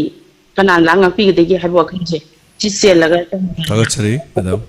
ꯑꯗꯨ ꯑꯣꯏꯔꯒꯗꯤ ꯀꯩꯅꯣ ꯇꯧꯅꯤ ꯈꯜꯂꯦ ꯑꯗꯨꯒ ꯑꯩ ꯈꯤꯇꯪ ꯑꯦꯛꯖꯥꯝꯄꯜ ꯑꯝꯇ ꯍꯥꯏꯖꯒꯦꯀꯣ ꯑꯣꯖꯥ ꯃꯇꯝꯗꯤ ꯌꯥꯝ ꯁꯥꯡꯒꯗ꯭ꯔꯥ ꯑꯩꯅ ꯃꯄꯥꯟꯗ ꯏꯌꯥꯔꯄꯣꯔꯠ ꯑꯃꯈꯛꯇ ꯑꯩꯅ ꯃꯅꯤꯄꯨꯔ ꯊꯣꯛꯂꯛꯄ ꯑꯩꯈꯣꯏ ꯏꯝꯐꯥꯜ ꯊꯣꯛꯂꯛꯄꯒꯤ ꯉꯥꯏꯔꯤꯉꯩꯁꯤꯗ ꯑꯩꯈꯣꯏꯒꯤ ꯅꯨꯄꯤ ꯃꯩꯇꯩ ꯅꯨꯄꯤ ꯑꯍꯜ ꯑꯃꯒ ꯑꯩꯈꯣꯏꯒꯨꯝꯕ ꯂꯦꯡꯒꯥ ꯑꯃꯒꯅ ꯑꯩꯕꯨ ꯊꯤꯔꯛꯑꯦ ꯑꯗꯣ ꯀꯩꯒꯤꯅꯣ ꯍꯥꯏꯀꯥꯟꯗ ꯉꯁꯥꯏ ꯅꯨꯄꯤꯗꯨꯗꯤ ꯑꯩꯈꯣꯏꯒꯤ ꯃꯩꯇꯩꯒꯤ ꯐꯤꯖꯣꯜ ꯁꯦꯠꯇ꯭ꯔꯦꯀꯣ ꯊꯤꯔꯛꯏꯕ ꯅꯍꯥꯗꯨꯗꯤ ꯑꯗꯨꯒ ꯑꯍꯟꯗꯨꯗꯤ ꯃꯄꯥꯟ ꯍꯥꯏꯕ ꯁꯦꯠꯂꯦ ꯑꯩꯁꯨ ꯃꯄꯥꯟ ꯍꯥꯏꯕ ꯁꯦꯠꯂꯒ ꯆꯠꯂꯦ ꯑꯗ ꯃꯣꯏ ꯅꯨꯄꯤꯗꯨꯅ ꯍꯥꯏꯌꯦ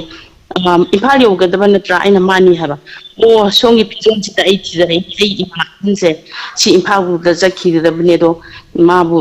ꯈꯔ ꯄꯨꯕꯤꯅꯕ ꯃꯊꯟꯇꯁꯨ ꯅꯨꯡꯉꯥꯏꯇꯕꯅꯤꯅ ꯄꯨꯕꯤꯅꯕꯅ ꯁꯨꯝ ꯈꯪꯅ ꯆꯥꯟꯅꯕ ꯑꯩꯈꯣꯏꯒꯤ ꯏꯝꯐꯥꯜ ꯌꯧꯒꯗꯕ ꯊꯤꯔꯛꯄꯅꯦ ꯑꯗꯣ ꯁꯣꯝꯒꯤ ꯐꯅꯦꯛꯁꯦ ꯃꯄꯥꯟ ꯅꯥꯏꯕꯁꯤꯗ ꯑꯩꯈꯣꯏ ꯃꯤꯇꯩ ꯑꯣꯏꯔꯝꯃꯅꯤ ꯆꯪꯉ ꯊꯤꯔꯛꯄꯅꯦ ꯑꯗꯣ ꯏꯃꯥꯁꯦ ꯈꯤꯇꯪ ꯃꯇꯦꯡ ꯇꯧꯕꯤꯌꯣꯅ ꯍꯥꯏꯕꯗ ꯑꯩꯅ ꯀꯩꯁꯨ ꯀꯥꯏꯗꯦ ꯑꯗꯨꯝ ꯑꯩꯈꯣꯏ ꯆꯠꯃꯤꯟꯅꯈꯤꯒꯦꯅ ꯍꯥꯏꯔ ꯑꯗꯨꯃꯥꯏꯅ ꯑꯩꯅ ꯀꯩꯅꯣ ꯂꯥꯛꯃꯤꯟꯅꯩ ꯍꯥꯏꯇꯥꯔꯦ ꯁꯨꯃꯥꯏꯅ ꯑꯩꯒꯤ ꯑꯥꯏꯗꯦꯟꯇꯤꯇꯤ ꯍꯥꯏꯕꯁꯦ ꯁꯤꯁꯨ ꯑꯩꯈꯣꯏꯅ ꯂꯨꯅ ꯂꯧꯐꯝ ꯊꯣꯛꯏ ꯍꯥꯏꯕ ꯄꯣꯠꯇꯣ ꯌꯥꯝ ꯆꯨꯝꯈ꯭ꯔꯖꯥꯠꯅꯤ ꯌꯥꯝ ꯆꯨꯝꯈ꯭ꯔꯖꯥꯠꯅꯤ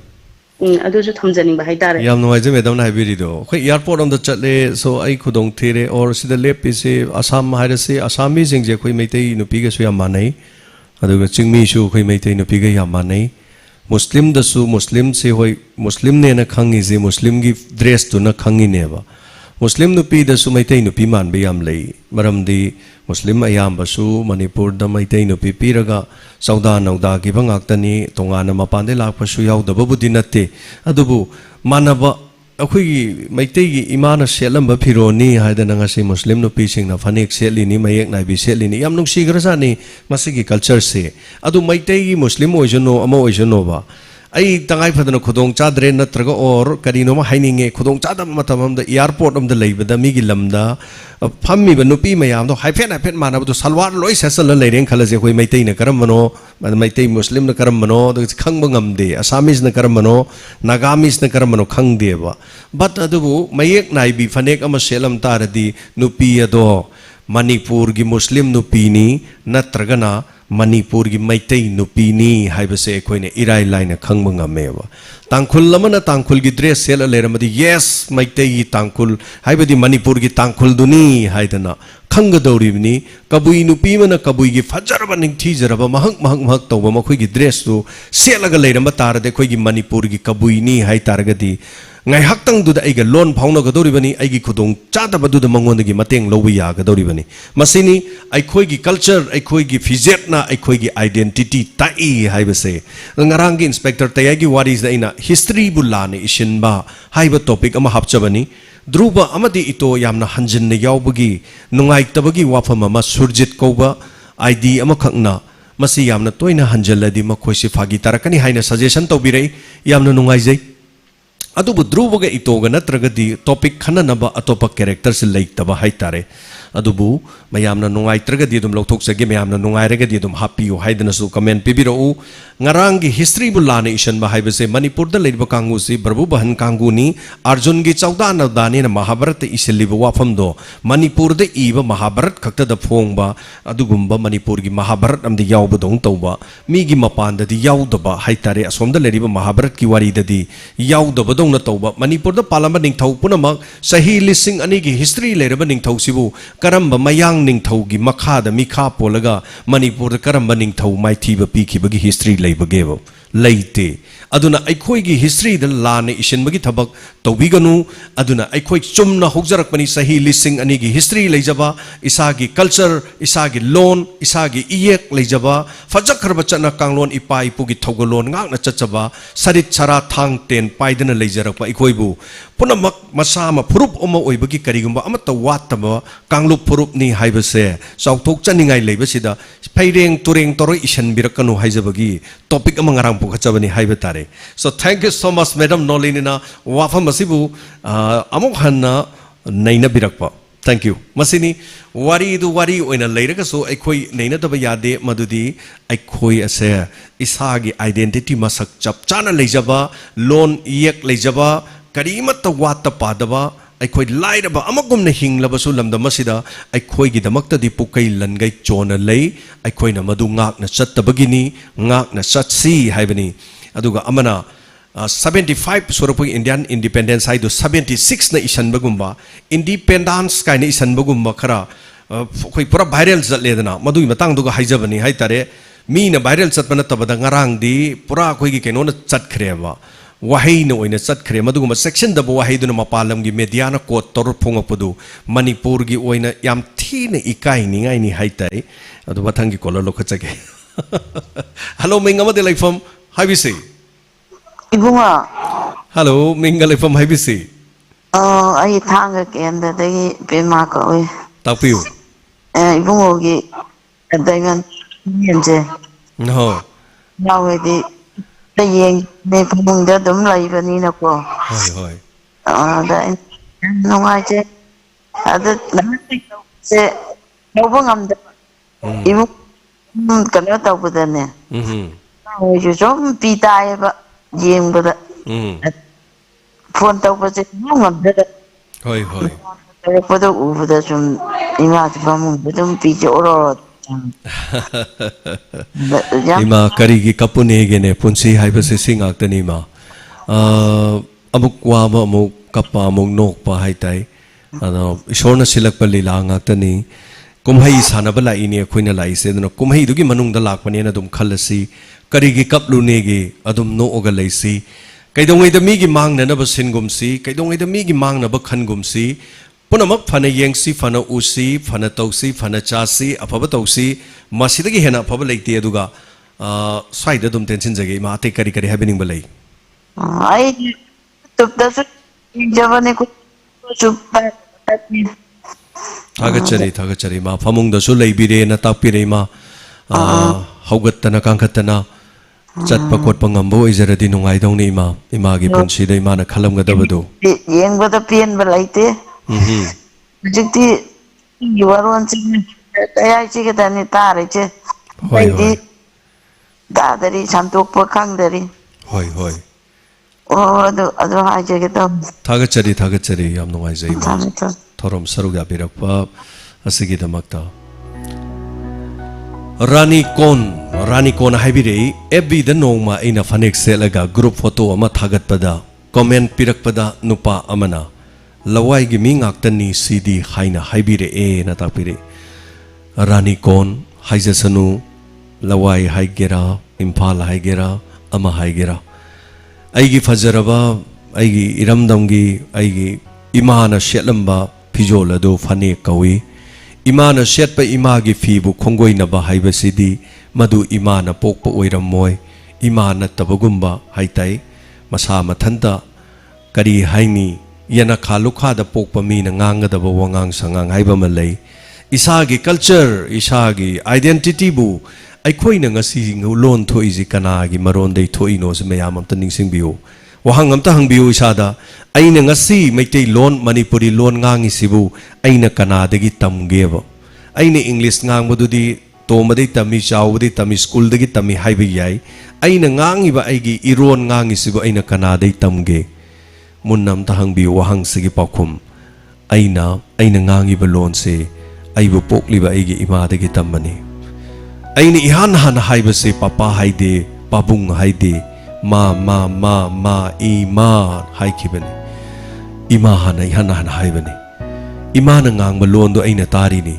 Larik su tamdaba school su chattaba soro sara su khangdaba angang machaduna mamagi nanganda sumpor ga mama na laune hoi adu tawre ne napa du su laktre ne ada tawdre nabok ase thabak suduna leire napu su thabak suduna leire na khura na ton se laktre oi ima du na sumngang balon du taraga macha aina imagi tambak to khomjing du no leiraga madugi wahai du dagi aina ngangi balon sing se loina tamkhibani Lon khara thokpa hobudagi di aigi irei kai aigi iyamba aigi inaw aigi ikura iton leiriba yum pareng du da leiriba miyam dagi tambane aseng badi imana shetliba aibu poibe imaduna shetpa phanek tu shetpa matamda madu khongoina hairiba midubu mabu mamana pokpoiramgadro sengna hairadi nangibu ima leibra na haibi yai adana imana setpa fidu aina setpa matamda mina lawai ni hairadi haining haijasanu karisu leite lawai di karaibu kawi di yam lapa imphal dagi yam lapa do lawai kawi hairi adudi Mumbai di kari oitare imphal de yam lapi lawai maning oigadraba aikhoi sidaidana khaidok khaijin tawdana ningthau macha ahan macha sokna panaba yadaba brahman purohit tolaba jati paibada sokpa yadaba amang asenana secularism mana hairakanda sondana democracy da amang asen khaibi yade na hairakanda swaidana laisangda changmi yade nang mangi tribe na muslim na maitei imung da changa mora thara pham yade kana haino Bharat ki manung da pulaga Bharat ki samvidhan ki manung na amang asen khaibi yade ba dudi yauri dai do di jail changngai maram leitabra shi karino swaise dum nei naun ngai oi aduna rani kon aina haijaning badi setpiu kana gumba miyoi amana dombu tathi na ngang bu oirabasu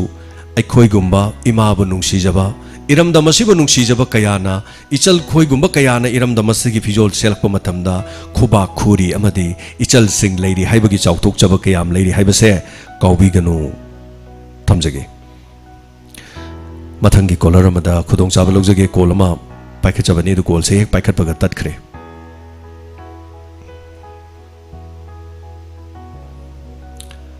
Hello Hello Yamba Rajasthan Shakespeare Yamba bungasigi Independence Day gi Ministry de proposal pijari loina na Diamond TV bu tabi riba YouTube live television riba mayam bu suya proposal pijari amadi ojawo jit bu soina masigi Independence Day de ya proposal pijari kari gumba mana tabi ramagati aduga masigi Pukning Warol de Yamba ina haijaning ba thamjaning ba je masai marakta kolara maju hai kare akoina matamam da ngang da yum da toti sing jaram me thame hojikti madugi pura wana baje tora water supply scheme je la ga ju mapang khudimak imthong khudimak phangbaji ayam bana phangdabra haina naugi mot ta lejai adu prime minister Narendra Modi na di hojik jal jiwan mission ki makha da ayam bana phangalani haibagi manipur da ju kanna mapang jaga jaga ja kanna di ta uri adu masimak naga yamna khudi athu bada sei karagi matungda phangbi dana tawraga yamna nuaiga ni maram di thangna ba isingje prime minister Narendra Modi na haibada roti kapra makan haibadi hingbada changi ba potlam ahumje sai sabada ising ma sing jodum yaure roti kapra makan haibida si dang leiraga di yamna nuaiba himahing tunsi mahing ama haibadu oibani aduna masi khoi Manipur da yam mani sing leiraga chana ba na yam oibani ga hojikse masi ga wabaji ma thengnari aduga ani subada aina thamjaning bana hojikan gi angang sing se ta seng na ngarang da jo aina kanu da jo haipet comment da haijabu do ja da bi lai sram na hai da ngang sing lai ti mak yam wang phange adubu magi intelligent quotient se yaudre ngarang angang ani hum da moi da hange sung wang je kanu da madu kanu da bangthok pani tera som da bangthok pani da angang sing sina khumai ba kanu se koina takpi tambi ba da angang sing yaud da bagi doctor oba pame magi kanu ko bina tumbane haire doctor oba pam baje ang hayang ana ba siba to da nang doctor oga kai gumba tumninga di kamai tawni ai doctor oina ba kan han hona jini doctor oira ga dei tumma ju yare haidana haide angang de lei do magi kano do thatti haibai na taba yamna like da takhi da na kano do yaugre habe se ngaraga aduna taba nga amana su nangonda siba nang matam khanga ga dinang kai dawni habda ai sibe matam khanga dai nuai kho hogani haina sam samna khumi mioi baje sibe numit kanam ta talak munte aduna bagi sida angang singi innocent question je kain ta yaugre no ja da nabi lai samna haibu ma khaktan ya da yam phajaba point na ma sida ngang ai chu una uba phangi adagi ahum suba point na ma da na haijaning ba sanjat te ko ji kai tawba soiba ma leibadagi media da national gi kano media da bu yore ka suna taba adu tawbiri ba myam jing do akoi ima ipa na soiba pot ni soigi ba do soigren thamjalaga akhang hi da tana maga semtok pa yabra haiba pot ama tor magadi kasu tawroi da bane adu national media da smai tawna soiba gi matang de da lakhi ba ja koi myam gi laibak thibani iramdam ima lebak san manipur gi laibak thibani national media da smai na lak ki aduna yari makhai matung ta ba da social media am pai bi ha ga kayara hana ju haidana da leire ꯃꯤꯡꯆꯠ ꯊꯤꯍꯟꯒꯦ ꯑꯩꯈꯣꯏꯒꯤ ꯈꯨꯠꯇ ꯂꯩ ꯃꯤꯡꯆꯠ ꯐꯖꯍꯟꯒꯦ ꯑꯩꯈꯣꯏꯒꯤ ꯈꯨꯠꯇ ꯂꯩ ꯑꯗꯨꯅ ꯏꯃꯥ ꯂꯩꯕꯥꯛꯄꯨ ꯑꯩꯈꯣꯏꯅ ꯅꯨꯡꯁꯤꯖꯔꯒꯗꯤ ꯃꯗꯨ ꯁꯦꯝꯗꯣꯛꯄꯒꯤ ꯇꯥꯟꯖꯥ ꯑꯃꯁꯨ ꯃꯌꯥꯝꯗ ꯄꯤꯕꯤꯔꯝꯒꯗꯕꯗꯨ ꯄꯤꯕꯤꯍꯧꯗ꯭ꯔꯦ ꯃꯦꯗꯤꯌꯥ ꯁꯣꯁꯤꯌꯦꯜ ꯃꯦꯗꯤꯌꯥꯗ ꯚꯥꯏꯔꯦꯜ ꯑꯣꯏꯈꯤꯗꯅ ꯑꯩꯈꯣꯏꯒꯤ ꯍꯟꯗꯛꯁꯦ ꯌꯥꯝꯅ ꯃꯤꯡꯆꯠ ꯊꯤꯕ ꯊꯕꯛ ꯑꯃꯈꯛꯁꯨ ꯑꯣꯏ ꯃꯁꯤꯃꯈꯛꯁꯨ ꯑꯩ ꯄꯥꯝꯖꯗꯦ ꯃꯇꯨꯡ ꯇꯥꯕꯗ ꯃꯤꯌꯥꯝꯅ ꯆꯦꯛꯁꯤꯟꯕꯤꯌꯨ ꯈꯤꯇꯪ ꯍꯥꯏꯕꯗ ꯐꯖꯕ ꯋꯥꯍꯩ ꯁꯦꯝꯗꯣꯛ ꯁꯦꯝꯖꯤꯟ ꯃꯇꯝꯗ ꯊꯝꯕꯤꯌꯨ ꯍꯥꯏꯕ ꯋꯥꯐꯝꯁꯤꯡ ꯊꯝꯖꯔꯒ ꯌꯥꯝꯕ ꯑꯩ ꯂꯣꯏꯁꯤꯟꯖꯔꯤ Thank you. Thagachari, Shakespeare. Siva na takpirpa sumani viral chatkibadu ani to AI na tapire. Kaisam bimolata tapire ngasi Manipur gi governor na magi traditional oiba dress seli masi fajadabara. Fazai yamna fazai. Adubu culture haitare koi gi identity ngakpada nupi na yamba chatpagi wafam ni gaduna la Ganeshan na mana makoi gi faijom seli. Hello. Hello sir, I langdumdagi ni bharani sir. Tapiu kari happening. Koi hantase log suba kha galebo ko. Hoi. Ada langdum langkhai langdum gi koi gi stone kezaram lebi du khangba sir amad maton da. Habiu. Ada koi je adagi koi khara changjalaga koi thambam thai bo club khara na. Koi YDC club na thambam je sai do hobikan je log tapada u de pakhang lisa bi jing je la ebo ko. Aduga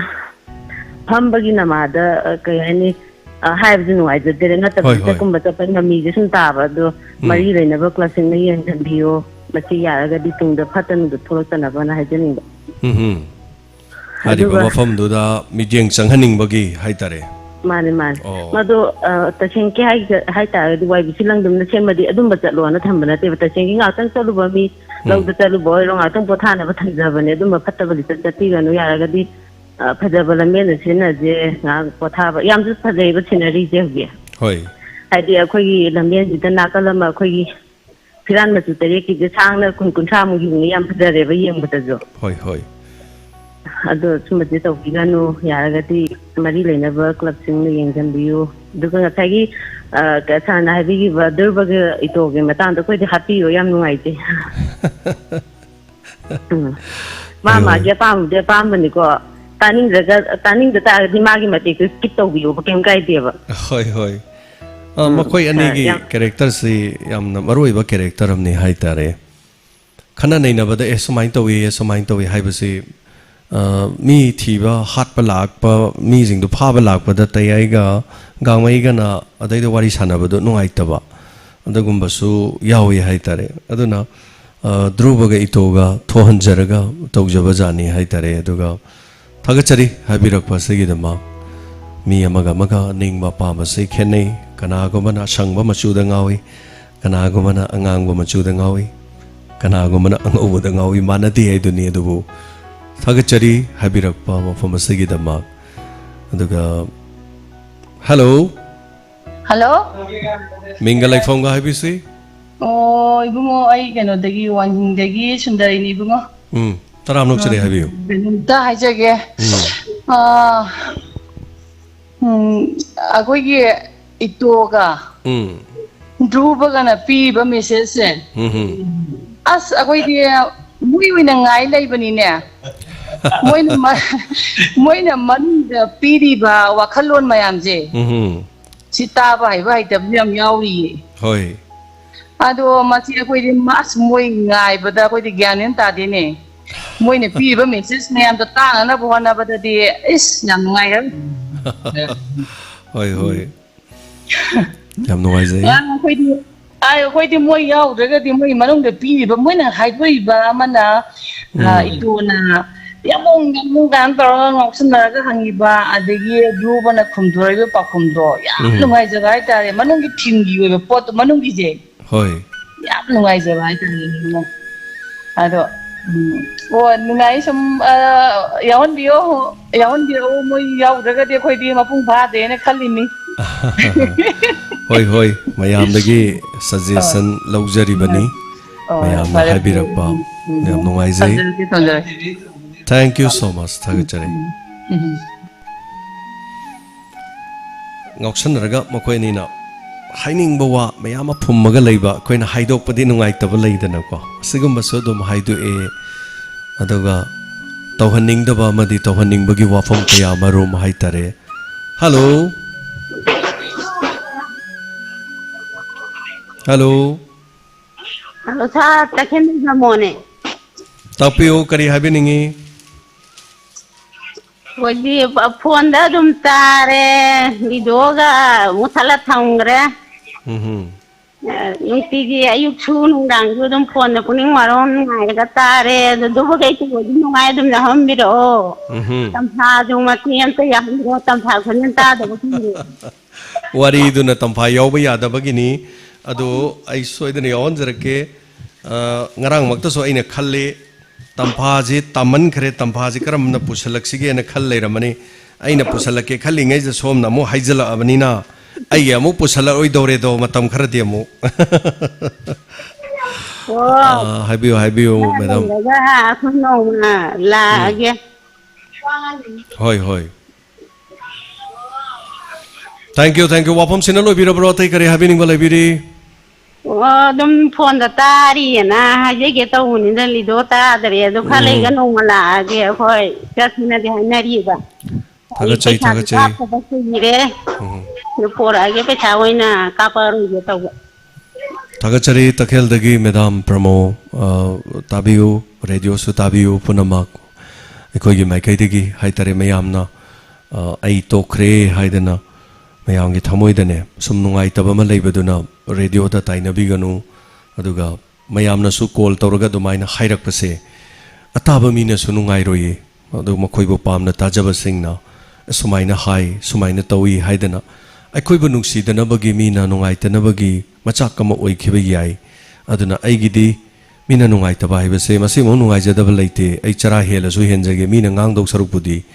aduga mina pelaga chatkhiba mina nungai ra chatkhiba mina puk thalaga chatkhiba masi mo nungai ba aigidi leijade haijabatai ai karimata oijade mantri sunate aduga achaw sang sunate karimta nate khwaidagi toni cham chamna hingaga leijaba mioi amani aduna mathangi kolalo khachage hello ai asam hojai degi ni asam hojai degi pungi warun tajari asam hojai degi puningi warol tabiri ima yam nuaizai asam hojai degi hojik sibu kari ima haibining bano kari thambining bano takpiu ado sigadin sa jam saye duwadi hoi manipur ima lega ka din sa sabro nungsa sima adum siguma matam se yam sai koi sida so adubu sabasi ima hoige adana kitang hele aduga numidang dikhare inge hojikan se aduga nungthinde dum khara sai koi sida so daga pungi waron do de ta theng nai ta ja di nungini lahan tawru da ba do jam nungai ke wa ye hoi medo chathok ka lai ra so ma se di pungi waron ta ba da wa isare di he tu ngai doi lahan nungini taru da ba da isare nungai ke chathok ka lai so madun nang na ba di lakani ai hoi mobile dei tiktok ta dum ta ja re hoi asam da hojai da tabi ta hodra di jam nungai te ima hoje hoi atina thawai oi lo jari ba asiga hajara lo jari thagachari ima matek ama ising chawbagi awaba leikibadu matek ama imana pakhataraga haina kibadu hojikti ising chawbai wa leitre ko hojikti nuksa sabagi wa tare hojikna ne kange hojina pungkang kange pungkang kange hoje loina lekap chatle lo uri ka do oho thagachari ima hojai dagi haijabatare ima hojai dagi call to birak yam nungai jai thorom sarug yabiba ima nadigek tana lebiu di diamond tv da musang lakni ngasu hoi imana lakadaba numitto adum lakpa kanda haibiro o na laga su chatkhi thengnai thengna dena tawbodo akoi kaino kari ya khongjom de da lam bado ma do ado ji sumita una lai ri mathang do khongjom gi de tawriba mafam do adudagi kilometer ani khaktang ni makharom da haidabada adum leira do bani adubu ima ga thengna hodre koi jage amsan ahalo ramina ki re satho photo photo hoi ma dunani pare ora ti hara lo sanjara thagachari ma asam hojai degi manipur da lakpiramba aduga thagachari ma mathang gi caller ama mo khodong chawa pijari. Hello. Hello. Samuel. Minga laifong ka tapiyo. Kaya yaman mention wangin ito kasi Tapiyo kari habiningi. yaman pukning Warol nila sa yagan ba. Habiyo.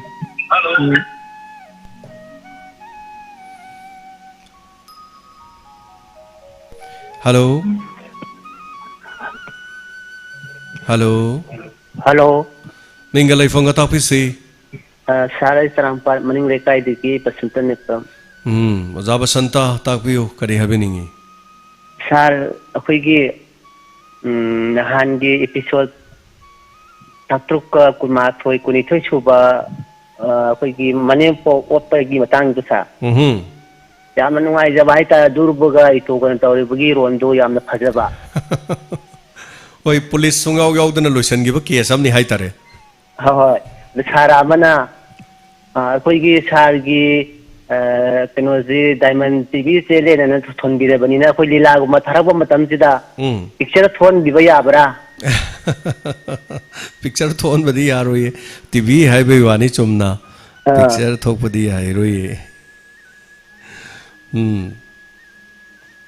TV channel amai du di yam lu garjani da ado ai som da che chang khar kai kai khar tanajari ye ko ado madu tanajabadu hek loi baga mai pagla di kari tausige adoga kamdau sige kari maming thon sige ko aduga karmai tausige mayam lagi ai laujage ado basanta saruga birakpa wafam sina loi birabara topa kari habening balai biriba. Sara diga amene na kantok piba sinin jadi tab dam ngai kai pun sentha beto biganu sa jida moktai ko mayam lei harima haja ge tha yamno nungai jai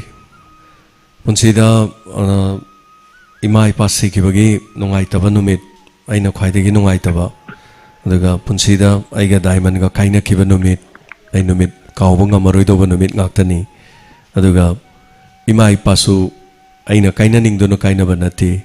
mahusana ishorgi nongdamdagi haiba tare aduga aina su diamond ga kaina basu ishorgi nongdamdagi haijaba tare punamak sing ase asumna dum khongchat amani chatkibani haiba tai adum chatkiba leisanu adum chatkisanu punamak afaba yai phaba haibado punamak oirasunu thagachari ojaba santa sarugya birak pasigi dama kaduga mathangi kolara mada khudong chaba pijari. Namchiliu Gonmai, thank you so much. Sorom Sarugya Birakpa, Madongi Wafam Hongdok Birakpa.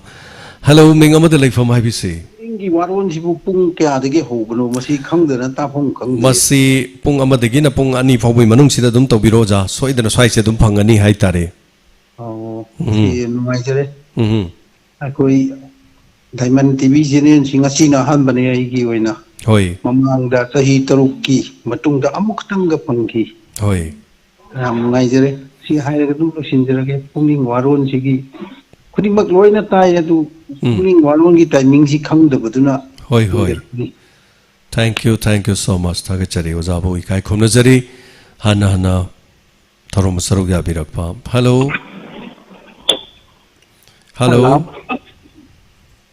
taram nokchari ojam mingalai fonga haibiu Gai ko ang thari di khoi ba thiam za thoi ba ta biu na lau kara ko matam da ko por khung ni ji ko so jam ran dita adu na ai da ko ba daimari do do james to daimari do do pajal da ka de no ma ye che ne ju ko da da sando ka ye na hai hang ye ba to azai na adu zai na tada kari magi diamond tv channel na ma mobile youtube ta na ta di ta ba phangwa au adu da na tabiyo review gi di ma kai kari ama awala pa khara lai budigi ma khai gon mari na hai bani adu na ma ji tongan ba che kari tanari hai me tanara kan da review da ta phang da mangai adu na ta tar ga di hoji da mobile da youtube ta dum ta bi ro anai na tham de gi ba sa ko hoi hoi adu ba ko gi review nongin da hoi ko gi wagi lungin gi khongsel na ma ko gi oinam kari oinam thingen moje adudigi home mama degi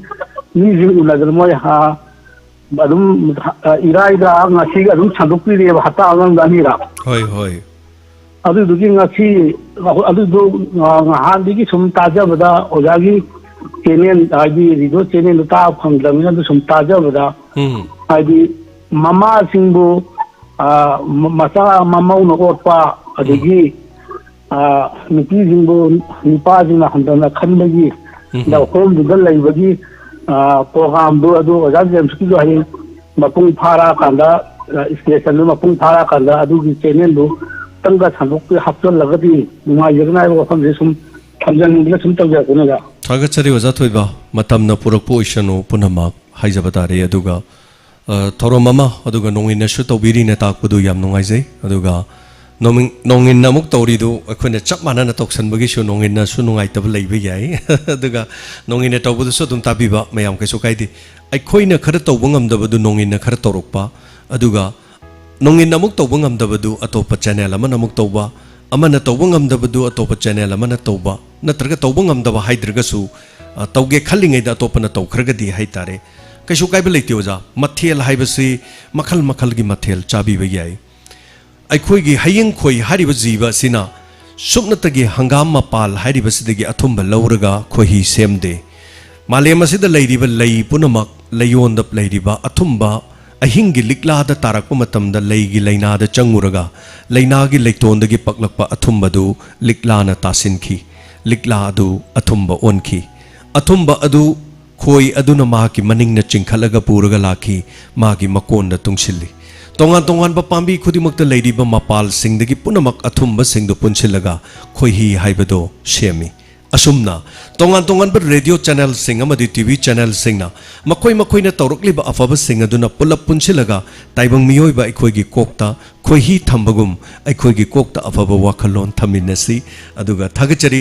nonginna adugumba afaba thoram ama tawi haina takpirakpagi taba nungai jai aina mangjaba manglani aina sumayamda tawgani haijakhibaduni adubu mi changi matam changi paisa changi nongin na tawbiribadu yamna ikai khumna janiba adu mathorom amani haijage thagachari oja thoiba matamna production awon ba hongbadi tawbudadi wakhalon manaba nahakya thonglauna hangjari aduga aikhoi su mathang mathang miyamgi damak thogal tawnana bani hona jari base haijabatare miyamda pothana na pungning loksing oina na bani haijage hello hello mingalai phonga tapisi nanau elangbam lamjau awang ni kai sa tapio nanau kari habiningi mamang du joina wakalama pukhachagra bane ko toti gi wafam na sai yambam na ju pukhachi bedo hoi adu taraga aju pungni waron taraga aju hari call tokjar bane phangdawa da ju phangyam ngai jai sa hoi hoi akoi yanglam ken sa hai tare ko terek ki water supply ji na konbe area ne do ko ji water supply ji mamang da upgrade tawi hai mapung phana loi gre adu hoji se yum thong ko ding ising phangan gani hai bi sarkar gi scheme ma ju mamang da ju yamba jing ju hai bi gre adu ko ji di yanglam ken sa gi oina di hana phangam ba to ti su phangidre yum da oina gari jing na oina thada bi boina la yam nuai re hai je takte ba yam nuai jai akhoi su khongjom da chahi kunmuk sure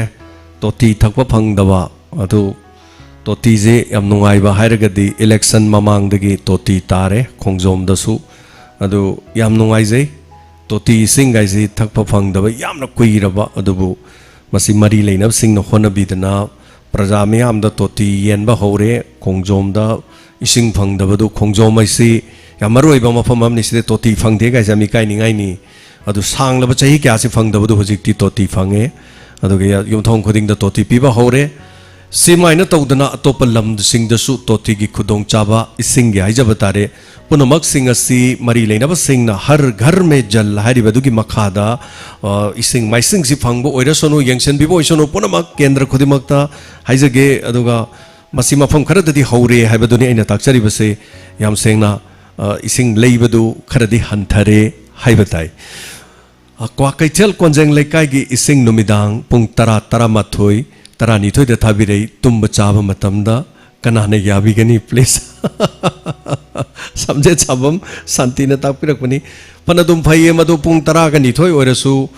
inspector tayai ngai sing yabadi yani adubu amaromdadi tabidaba kanggunadi awaba oini haiba tare amaromdana amuk madu tuluga season abai changdu yamna nemganena khalli numidang da tharadi adubu toti se numidang da thari du kamdori jano kwa kaichel konjeng lekai dadi numidang pung 13 baroda toti thabirei tumba chaba matamda kanana ising du yabi doino na tapirei so mari leinab singna yengsin bibo isunu hello hello Good morning, Dr. Dilip Kumar tapi kari happening. Hasil yang mana kerja diamond divisi tahu dia mengajar saya kok. Nantang tarang untuk dikawin kok dalam minggu ini ada betul. Tapi kita tahu mengajar saya kok. Program dia tu loin mengajar hello biar mereka sudah kerja. Tapi mereka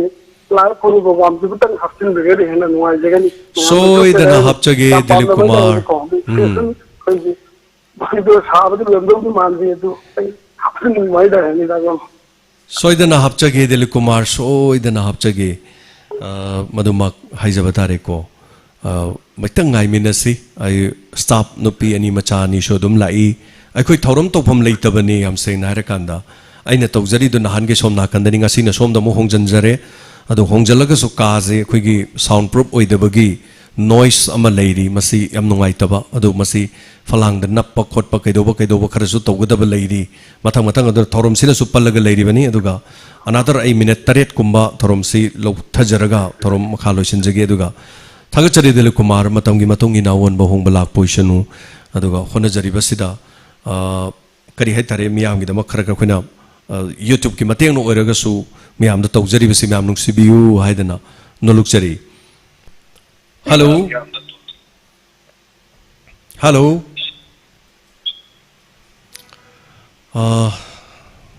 komdi dre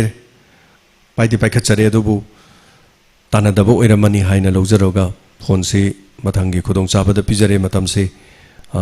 yengjaraga hello Diamond Radio bidabra sibo Diamond Radio natre sina Diamond gi TV haiduni habiyo punungi warol ni habiyo kari habeningi kaino ne ai kainomda sum pungni warolam da pungduk chadina tapiu kari habening ba nungsa ka saba sida sargi kaino sida loi onan na mane phone je phangbada yam waba sa hoi yam waba sida ai su sargi le sum mate am ta share tawjage na sum tawjara pani sa habiyo hoigi masida gina tahi ani humukin mamangda hoigi public health engineering department haidana water supply hairga khangnaba ama khakta tabak thawa yaujari sa tabak se tahi su over oigidore adu hoji phok su hai hai do pidre ta adu assembly dati taranga mathok sing na assembly dati akoigi recruitment process loi khaba makai assembly hack loi baga haido ani haidana sa adumaina akoigi lengai pabi singna adumaina haibi ki sa adu hoji phawbana sa kari gumi amata hoini mai ni haidre sa tabak su sahi matang si ya salakre sa assembly loibaga IRB su haidokani na akoigi honorable CM na so haibi kibani mari haidok pibo oisanu ko adugi di ko adubu pakachaba haitare sahi matamje ayoksan gidna sum thabak tawi matamje sum hendoki haitare ni ko hoisa adune aduna sargi sida share tawjaraga nga matoksin gi nakongda yogi oisanu haidana sai sargi da share tawjara pani yam nuaizai soidane yogani thorom si mari leina balenga kimio yamna tai kanana kari hairi prajana kari hairi ne yamna muna tabani haibase mayam thajabiu of koi MLA sing minister sing especially aiga khangna jaba sing haibatare atai thorom da aiga punba kanda aingon da lengban da thari ni kausalaga program se mai hore masi ta da bi yaraktre hanadi taram da bani mina kari hairi haibadu tadradi akhoi su khangde aigi maram da mina fatana ngang so ina chumthok chabagi tanjadu miyam gi pungning gi warol si yamna maroi bamani haidana tapirak yauri bani so thagachadi tabi voisunu assembly mi fam su loirabani na hauji kari leri bano madu yengsin birakanda tamna madu paikhat piraga haidok ko iraso no na haijage matamdi am laisalak trenga sigi yamna nungaijei thorom saru ya biriba sing sanjit yumlembam Diamond TV channel gi nungti gi rasi fol pathok pi yaroidra Rasifol nungti gi pathok jagani thorom si soidanamaki pathok jagani haibagi thajabadumak pizari hello Hello, Nelson Kairang dari tahu. Taram lok cari habiu, Nelson. Koi kanai ni tahu betul. Ngan nahan. Koi starting petrol stage ngan gi aspatai tahu betul. Hoi. Koi SMD ka jo koi Maharaja Buddha Chandra na. Yang kai mari lega koi iril turel dagi kanava. Imphal turel dagi kanava. Adragi loktaksina loktakna thon greze. Koi gi lairiba chingdon jingdagi chumdara koi ichum. Lok mayam jaraga loktak thon gibni an haibje tabda koi puting ji yamna kata chum nuksi nungai jawa wakan jida. Okay. Koi na bisik lairina pura kai hai jo mi pan tang na hingbagi amada lakpaje. Moina adumaina koi gi lairiba ipa ipu thanga general ipa ipu pawnaba ja moina hairamiba tormiba hande sembi keno da bo nan khanani na bada haira koi wani ba sum koi oja tho boy oja koi MU ke professor wena chum khana chwari ja ta ab chi ba ta yam pukning jam si idil kana buje lauram madi koi blockade tower jo amma bo tower jo karinta kem na sumbi da bida koi leiram gadab jani ba हम जो की गाड़ी कितन कोई दी गाड़ी इंचा थोड़ा रहा कोई दी कमर्शियल थोड़ा नहीं तो कोई तो बहुत कार लग्जरी कार थोड़ा नहीं ना आज वो तो मिला कोई दी है ना मकाता लिखो तो वो दरगी ये लिखो तो ले जाए कोई लोग में चला तंजरी में बदो क्या वो हल दे कई है जो लोग नहीं लिया कि ना मैं तो वो नो कोई पुतना लेमिन कोई पुतना सिंग ना कोई मत हाइबीरम बदुग ngarang na 13 August hau gi da do do yang na ko ji hau ji lei ji to kai pura ai hing na loi de ai ke no to le wa kan de yang na ja da ko Thank you Thagachari azigi Thank you Thagachari yam da odong gi wakalon share to birakpa yam nungai jai habiri bo afam asigi dama chinglemba Thorom asigi matung program di isai khara sum thajabaduna oizari tamna chingnemba haujarake studio ani si hauji amuk setup haibadi pochai amuk thangjangadaba khotgadaba khara su leiri tongan ba polam kya haitare awad apa su khara leiruraga thorom asida season anabagi mohona jabani yamna wano hona jabajani adubu tamna hona jarake tamna thangjage tamna khongthang adu panthung yongnanabagi damak Ningthem Khoman Pukning Warol Horom Daida Khonglamba Music Chai Khre Ngasi Madu Yamna Khalak Chai Khongbi Yabra Kaishu Kaiba Leiti Oza Ibombi Dagi Hairiba Music Adu Kone Logjabani Rup of Ra Gi Matamamagi saxophone player Oibiri Oza Ibombi Dagi Logjaba music instrumental music Ngaktani Shoida Namaki Adum Tangkak Tadum Khongnaba Honajaraki Haiba Wafam Sigaloinana Thagachari ngasigi aroiba caller amakak lokacharga thoromsi loisinjage tengbang birakpa diamond radio gi studio gi ahan bagi phase gi oina khara sem sabada mateng pangbirakpa singsu maming lauthokjage aduga ngasigi aroiba caller ama lagana caller sina ngasigi aroiba oijage laibak phaba caller kana oigedabano hello mingalai phanga tapiu लेकिन तभी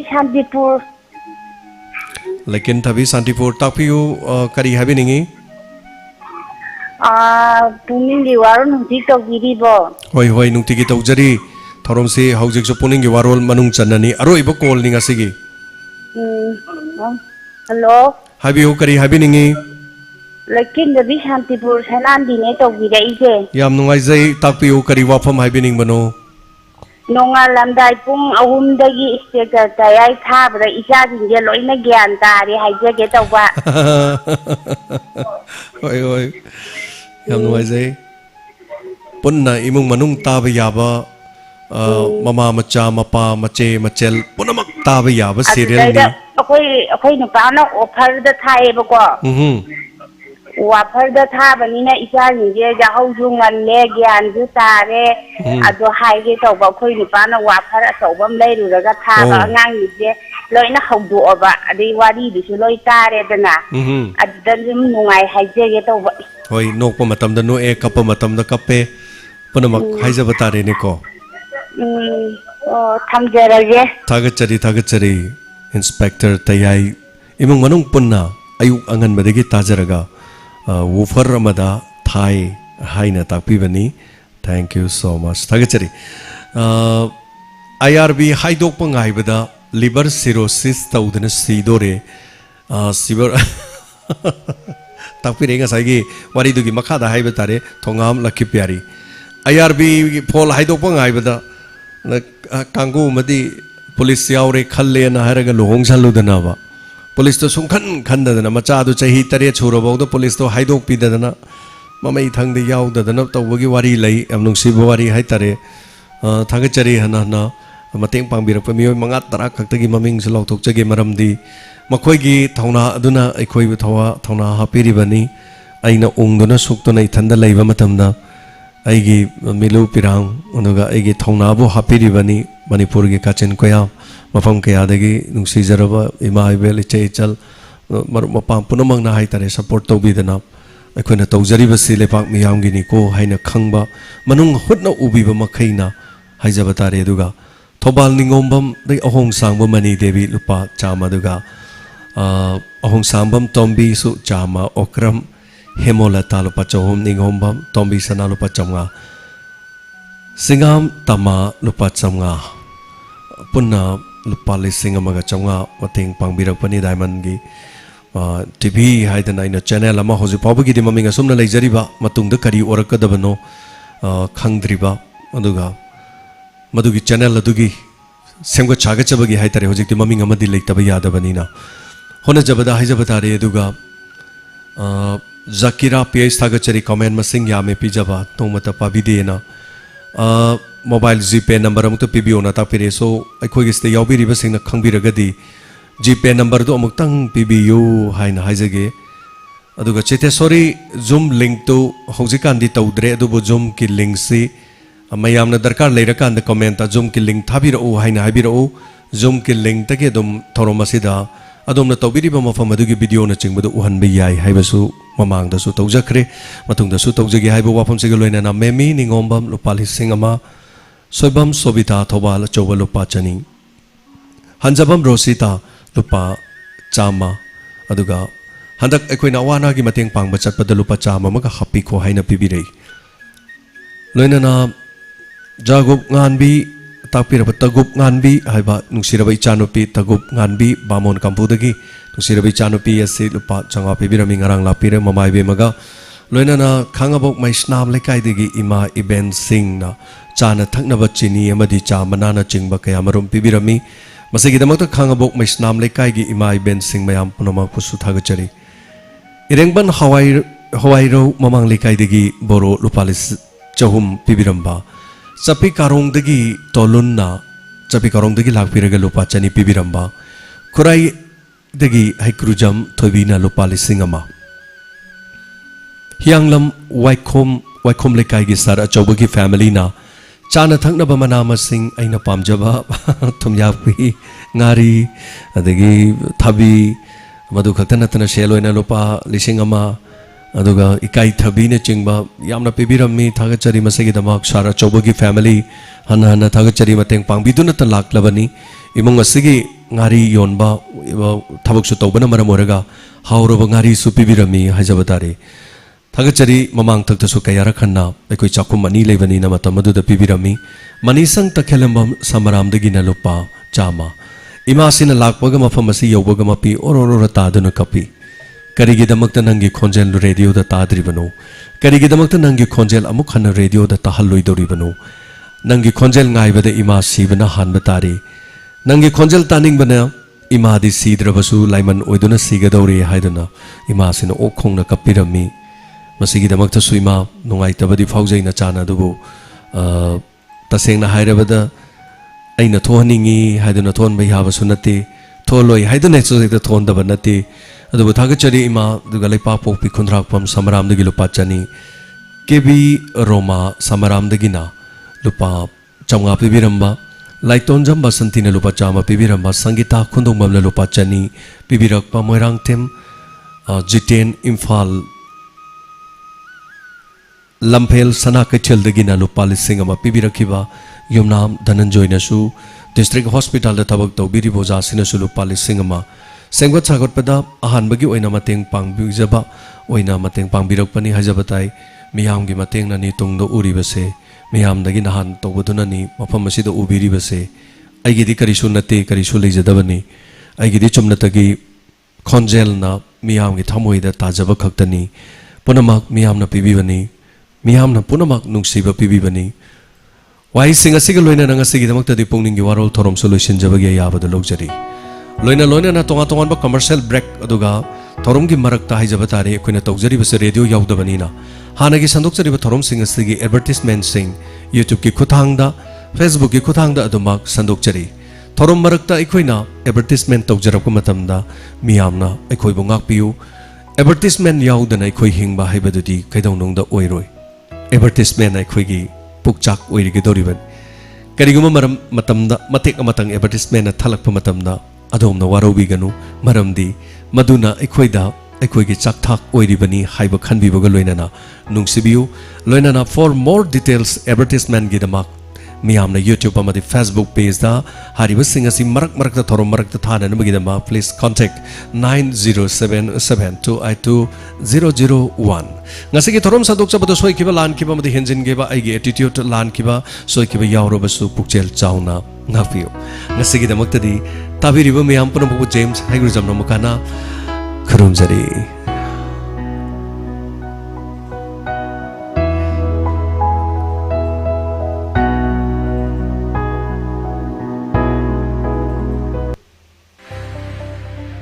मियाम की दमक उंगाइरब पाउचे नाम consultants urology OPD पिसुम थोंग चिंगा मखा नंबुल मपाल इरोम लेरक्ता नुमित खुदिंग अयुक पुंग तरुक तगिना पुंग मापन फावबदा येंगबा hosiery मतम खर लेपलुरब मतुंगदा अमुक हन्ना हांगदोकचरी यूरोलॉजी द कवर तोबलेना खरदी किडनी द नुंग लेबा इसिंग मरी द नुंग लेबा यूटीआई प्रोस्टेट ग्लैंड साउथोकपा इसिंग मरीगा लेनबा अनाबा खुदिंगमक अमदी मेल सेक्सुअल डिजीज सिंगनी मसिगिदमक्ता अदोमना हाने अपॉइंटमेंट लौबगी मथौ तादरी लोइना लोइना फ्री सर्विस ओइना पिजरिबा सिंगदी चही मरफु हेलबा मियोइसिंग ऑपरेशन की दमा कंसल्ट तौबा अमदी डिफरेंटली एबल पेशेंट सिंग खुदोंग चाबा पिजरी लेंसिन बिरो नाम कंसल्टेंट यूरोलॉजी ओपीडी पिसुम थोंग चिंगा मखा नंबुल मपाल इरोम लेरा लोइना अल्ट्रासाउंड स्क्रीनिंग यूरोफ्लेमेटरी अमदी डिजिटल प्रिस्क्रिप्शन की खुदोंग चाबा सिंग असिसु फंगबिगनी Admission Hangdukchari, The Iramdam Tutorials and Elite Coaching Center for Sainik, Navodaya and RIMC Entrance Exam. Thobal Okram, Thobal District, Manipur. Akanaraba Sainik, Navodaya, Amadi, RIMC Entrance Exam Kidamak, Akanaba Coaching Center Amadi. Coaching Center asi Takpi Tambibada Experience Leraba, Navodaya ki ex-student Singna, Chalaizabadi. Basic Foundation Course ki Kudung Chaba Leraba. Small batch size to ensure effective learning. More than 100 weekly and monthly mock tests. Asomba Satra Satri Singidamak, Akanaba class Tokjari. Makal Kudimak study materials ki Kudung Chaba Leraba Mafami. Practice questions with detailed solution. Loina Nanupamsama Dinupimsa Singi Tongan ba, hostel ki Kudung Chaba, Tamjari. Mapamasida Takpi Tampiri Boza Singh, Tongam Pradup Kumar, Wilson Lykesram. Ako pamarol ki dama call to view 60094-96242 Amadi 982-110201A. Admission Hangdukchari. The Iramdam Tutorials and Elite Coaching Center for Sainik, Navodaya and RIMC Entrance Exam Thobal Okram, Thobal District. Lazery Adongidama MK Enterprises Learning Kabi Maninglekai Uripo Kangsup Road Singdadam Line Imphal West 1 Ningthi Zaraba Leiting Kayagi Fizang Amadi Light Lazery Square Feet Lupatara Digina Subnatagi Lupatarama Isai Stage Gidamak Subnatagi Lupali Singtaro Table Chair Amadi Cover Sing Loinaraba Karnat Seminar Pukang Loina Namiyam Gidama Kudung Chava Pizari Madop Mayagi Fizangi Mamal Subnatagi Lupali Sing Taretagi Haujagani Disabled persons Singi Function Stay Samadi Kerosene Frida Togjagani Home Delivery Service Ki Kudung Chava Sulizagani Akupa Marol Gidama, call to you 708 51 8191 Amukana 708 51 8191 Lengsin Biro MK Enterprises Lighting Kabi Maning Lekai Uripo Kangchup Road Singda Dam Line Imphal West 1 MK Enterprises Season Abiu Bhirtako Senjenta Company gi Bhirtako Paugi Mayon Chikpi Manakun Sinbi Utong Marek Amadi Wahingna Singwa Tilna Singbu Panba Ngamba Bhirtako Season Abiu Pamhe Lokpam the Numit Kuntrani Digi Numit Nifu Mangani Faugi Manunga Natraga Link Krabamatu Numitara Mangani Digi na Kuntrani Faugi Manunga Season Abiu Sangama Chauba Lokpamda Bhirtako Kiji Amamakai Changani Bhirtako Season Abana Paugi Tilna Singbu Irai Laina Laksin Mangambatanatana Paugi Mara Songkadali Sahu Fali Amadi Potok Hengadali Pangpam Pantobi Sit House Koyathong Pukri Mapal Amadi Adongi Manak Patila Kidak Dumpam Sing Season Abiu Bhirtako Yai Tender Lottery Maru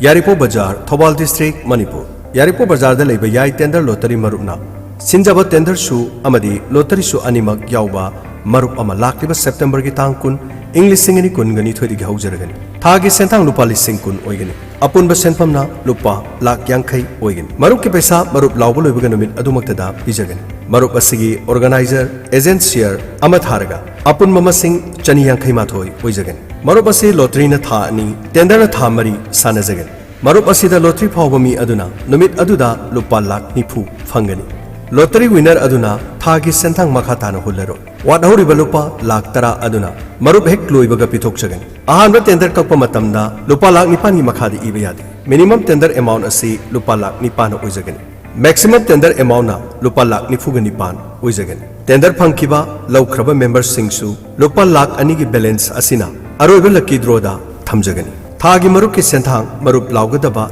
Nomo Wal Ingegi Mamang Yohon Birakadaban Marup Members Singna Ahanba Sentang Hunba Lakpibada Adom Ge Aadhar Xerox Copy Ama Passport Photograph Ani Amadi Mobile Number Galoinana Pisin Birakadaban Akupa Marol Gidama 9612 346592 Loinana 6033895100 Loinana 7005441 Akupa Marol Kambining Labadi Lengsin Biro Yai Tender Lottery Maru Yaripuk Bajar Thobal District Manipur Sanatomia Nang dia khoi de lai ro Hoi tamo da kainom da hangena lakpuni Kari lerege Tamo COVID ni aduni dani tawdana angang ahanse kadai da mahitam gadabano khangdri Thobal Okram near Waikhomani Girls College ki hek manak adu de leiba University Course of Higher Education hairiba mafam asidane masa masana pamba subject sing tambagi khudong chaba punamak leiraban Kari khudong chaba no tamo Mafam asida BA LLB Bachelor of Hospital Management Bachelor of Hotel Management Postgraduate amadi undergraduate all stream gine khudong chaba su leirab Tamo yamna farene adudi hana di mapalam da chalaga tamamani Manipur da sigumba tampham lebese yamna fare Makoi ki khudong sabadi kari lei tamo Khudong sabadi amna leire Angang ama admission tawba matamda feesu installment ta thiba yai Karigumba laibak thidana accident tawraba Institute asina lupa lakh ani ki insurance su pirine Tamo adudi yamna faina Se phone tawraga hange so huse Hoi tamo ai number harake ko 700 700 55 86 58 9 aduga amana ne Hoi tamo 9863 26 032 Tamo adudi ngasi magchalaga ay amuk tahang lukhige maming du kawguno University Course of Higher Education Thobal Okram near Waikhomani Girls College Kawbi adreko Hoi tamo Laying Zari State Amadi National Award Fanglaba MDZia Ulak Usamna BP Nungsang Pukta Gastric Kaba Tang Sikpa Sinus Tonsil Asthma Khwang Naba Singli Nauri Sonthaba Khongya Saba Nupi Goiba Laina Sing Laying Zari Bamafam Mari Thokna Thamzari Ahanbada Kekruvila North AOC Opposite Kekrupata Ayupung Taradagina Numidang Waram Pung Mga Fauba Laying Zari Anishubada Mayang Imphal Konsak Bazarda Ayupung Tarukdagi Ayupung Mapal Fauba Laying Zari Ahum Subadana Yaripok Bamo Laikai Kabarstan Rota Yumsakisa Numit Amadi Thangza Numit Kudingi Ayupung Taradagina Nungtil Pung Mari Fauba Laying Zari Mari Subada All Bazar Zomi Colony Sisipur da Laying Zari Hena Kupamarol Khangbining Basingna Call Tawbirao 8414 825323 Amukahana 8414825323. Season Adma company gi napi hidak Narkis napi hidak season abana napi sing mapung phana hathok pangam Narkis matam chana season abana napi hobugi chang amadi habeng bagi khulang hanthali pam daba napi singi matol chongaba amadi mana amadigi ahum suba matamda Narkis season aba matamda pam daba napi sing isingda thumjin hanbigan adubu leipakte ineldi matik chana lehenbigedaban Pangpam SC Enterprises Sangapam Amadi Adongi Manak Napa Tilhat Hidak Yon Pam Sing Nung tumhale Ishwar ki mangtak amadagi nung 27 mm gi mathakta leiba phawbada sanga yungpam nung phau pakha bem da leiba sanahal gi mana masing sembe hidak thakpadagi nung sing pungtum tumhanduna phanba ngamle masinga kidney ising kom da leiba nung sing tumhanduna mai pak na laying bangamle nung leiba singna amuktang sangyeng tokthokpiu Akopa marol gi dama call tobiro 9366752158 amukahana 9366752158 layeng zariba sanahal sanga yumpham nungpho pakham mel sanahal gi nunggi hidak thakpadagi nong nong nu phakraba mihu singdi e Pramadini Devi hyangla ngathem Kalpana Devi thoba tomba kairak kemita thongam thoba shunibala thoibi Devi thoba Amadi KH Aruna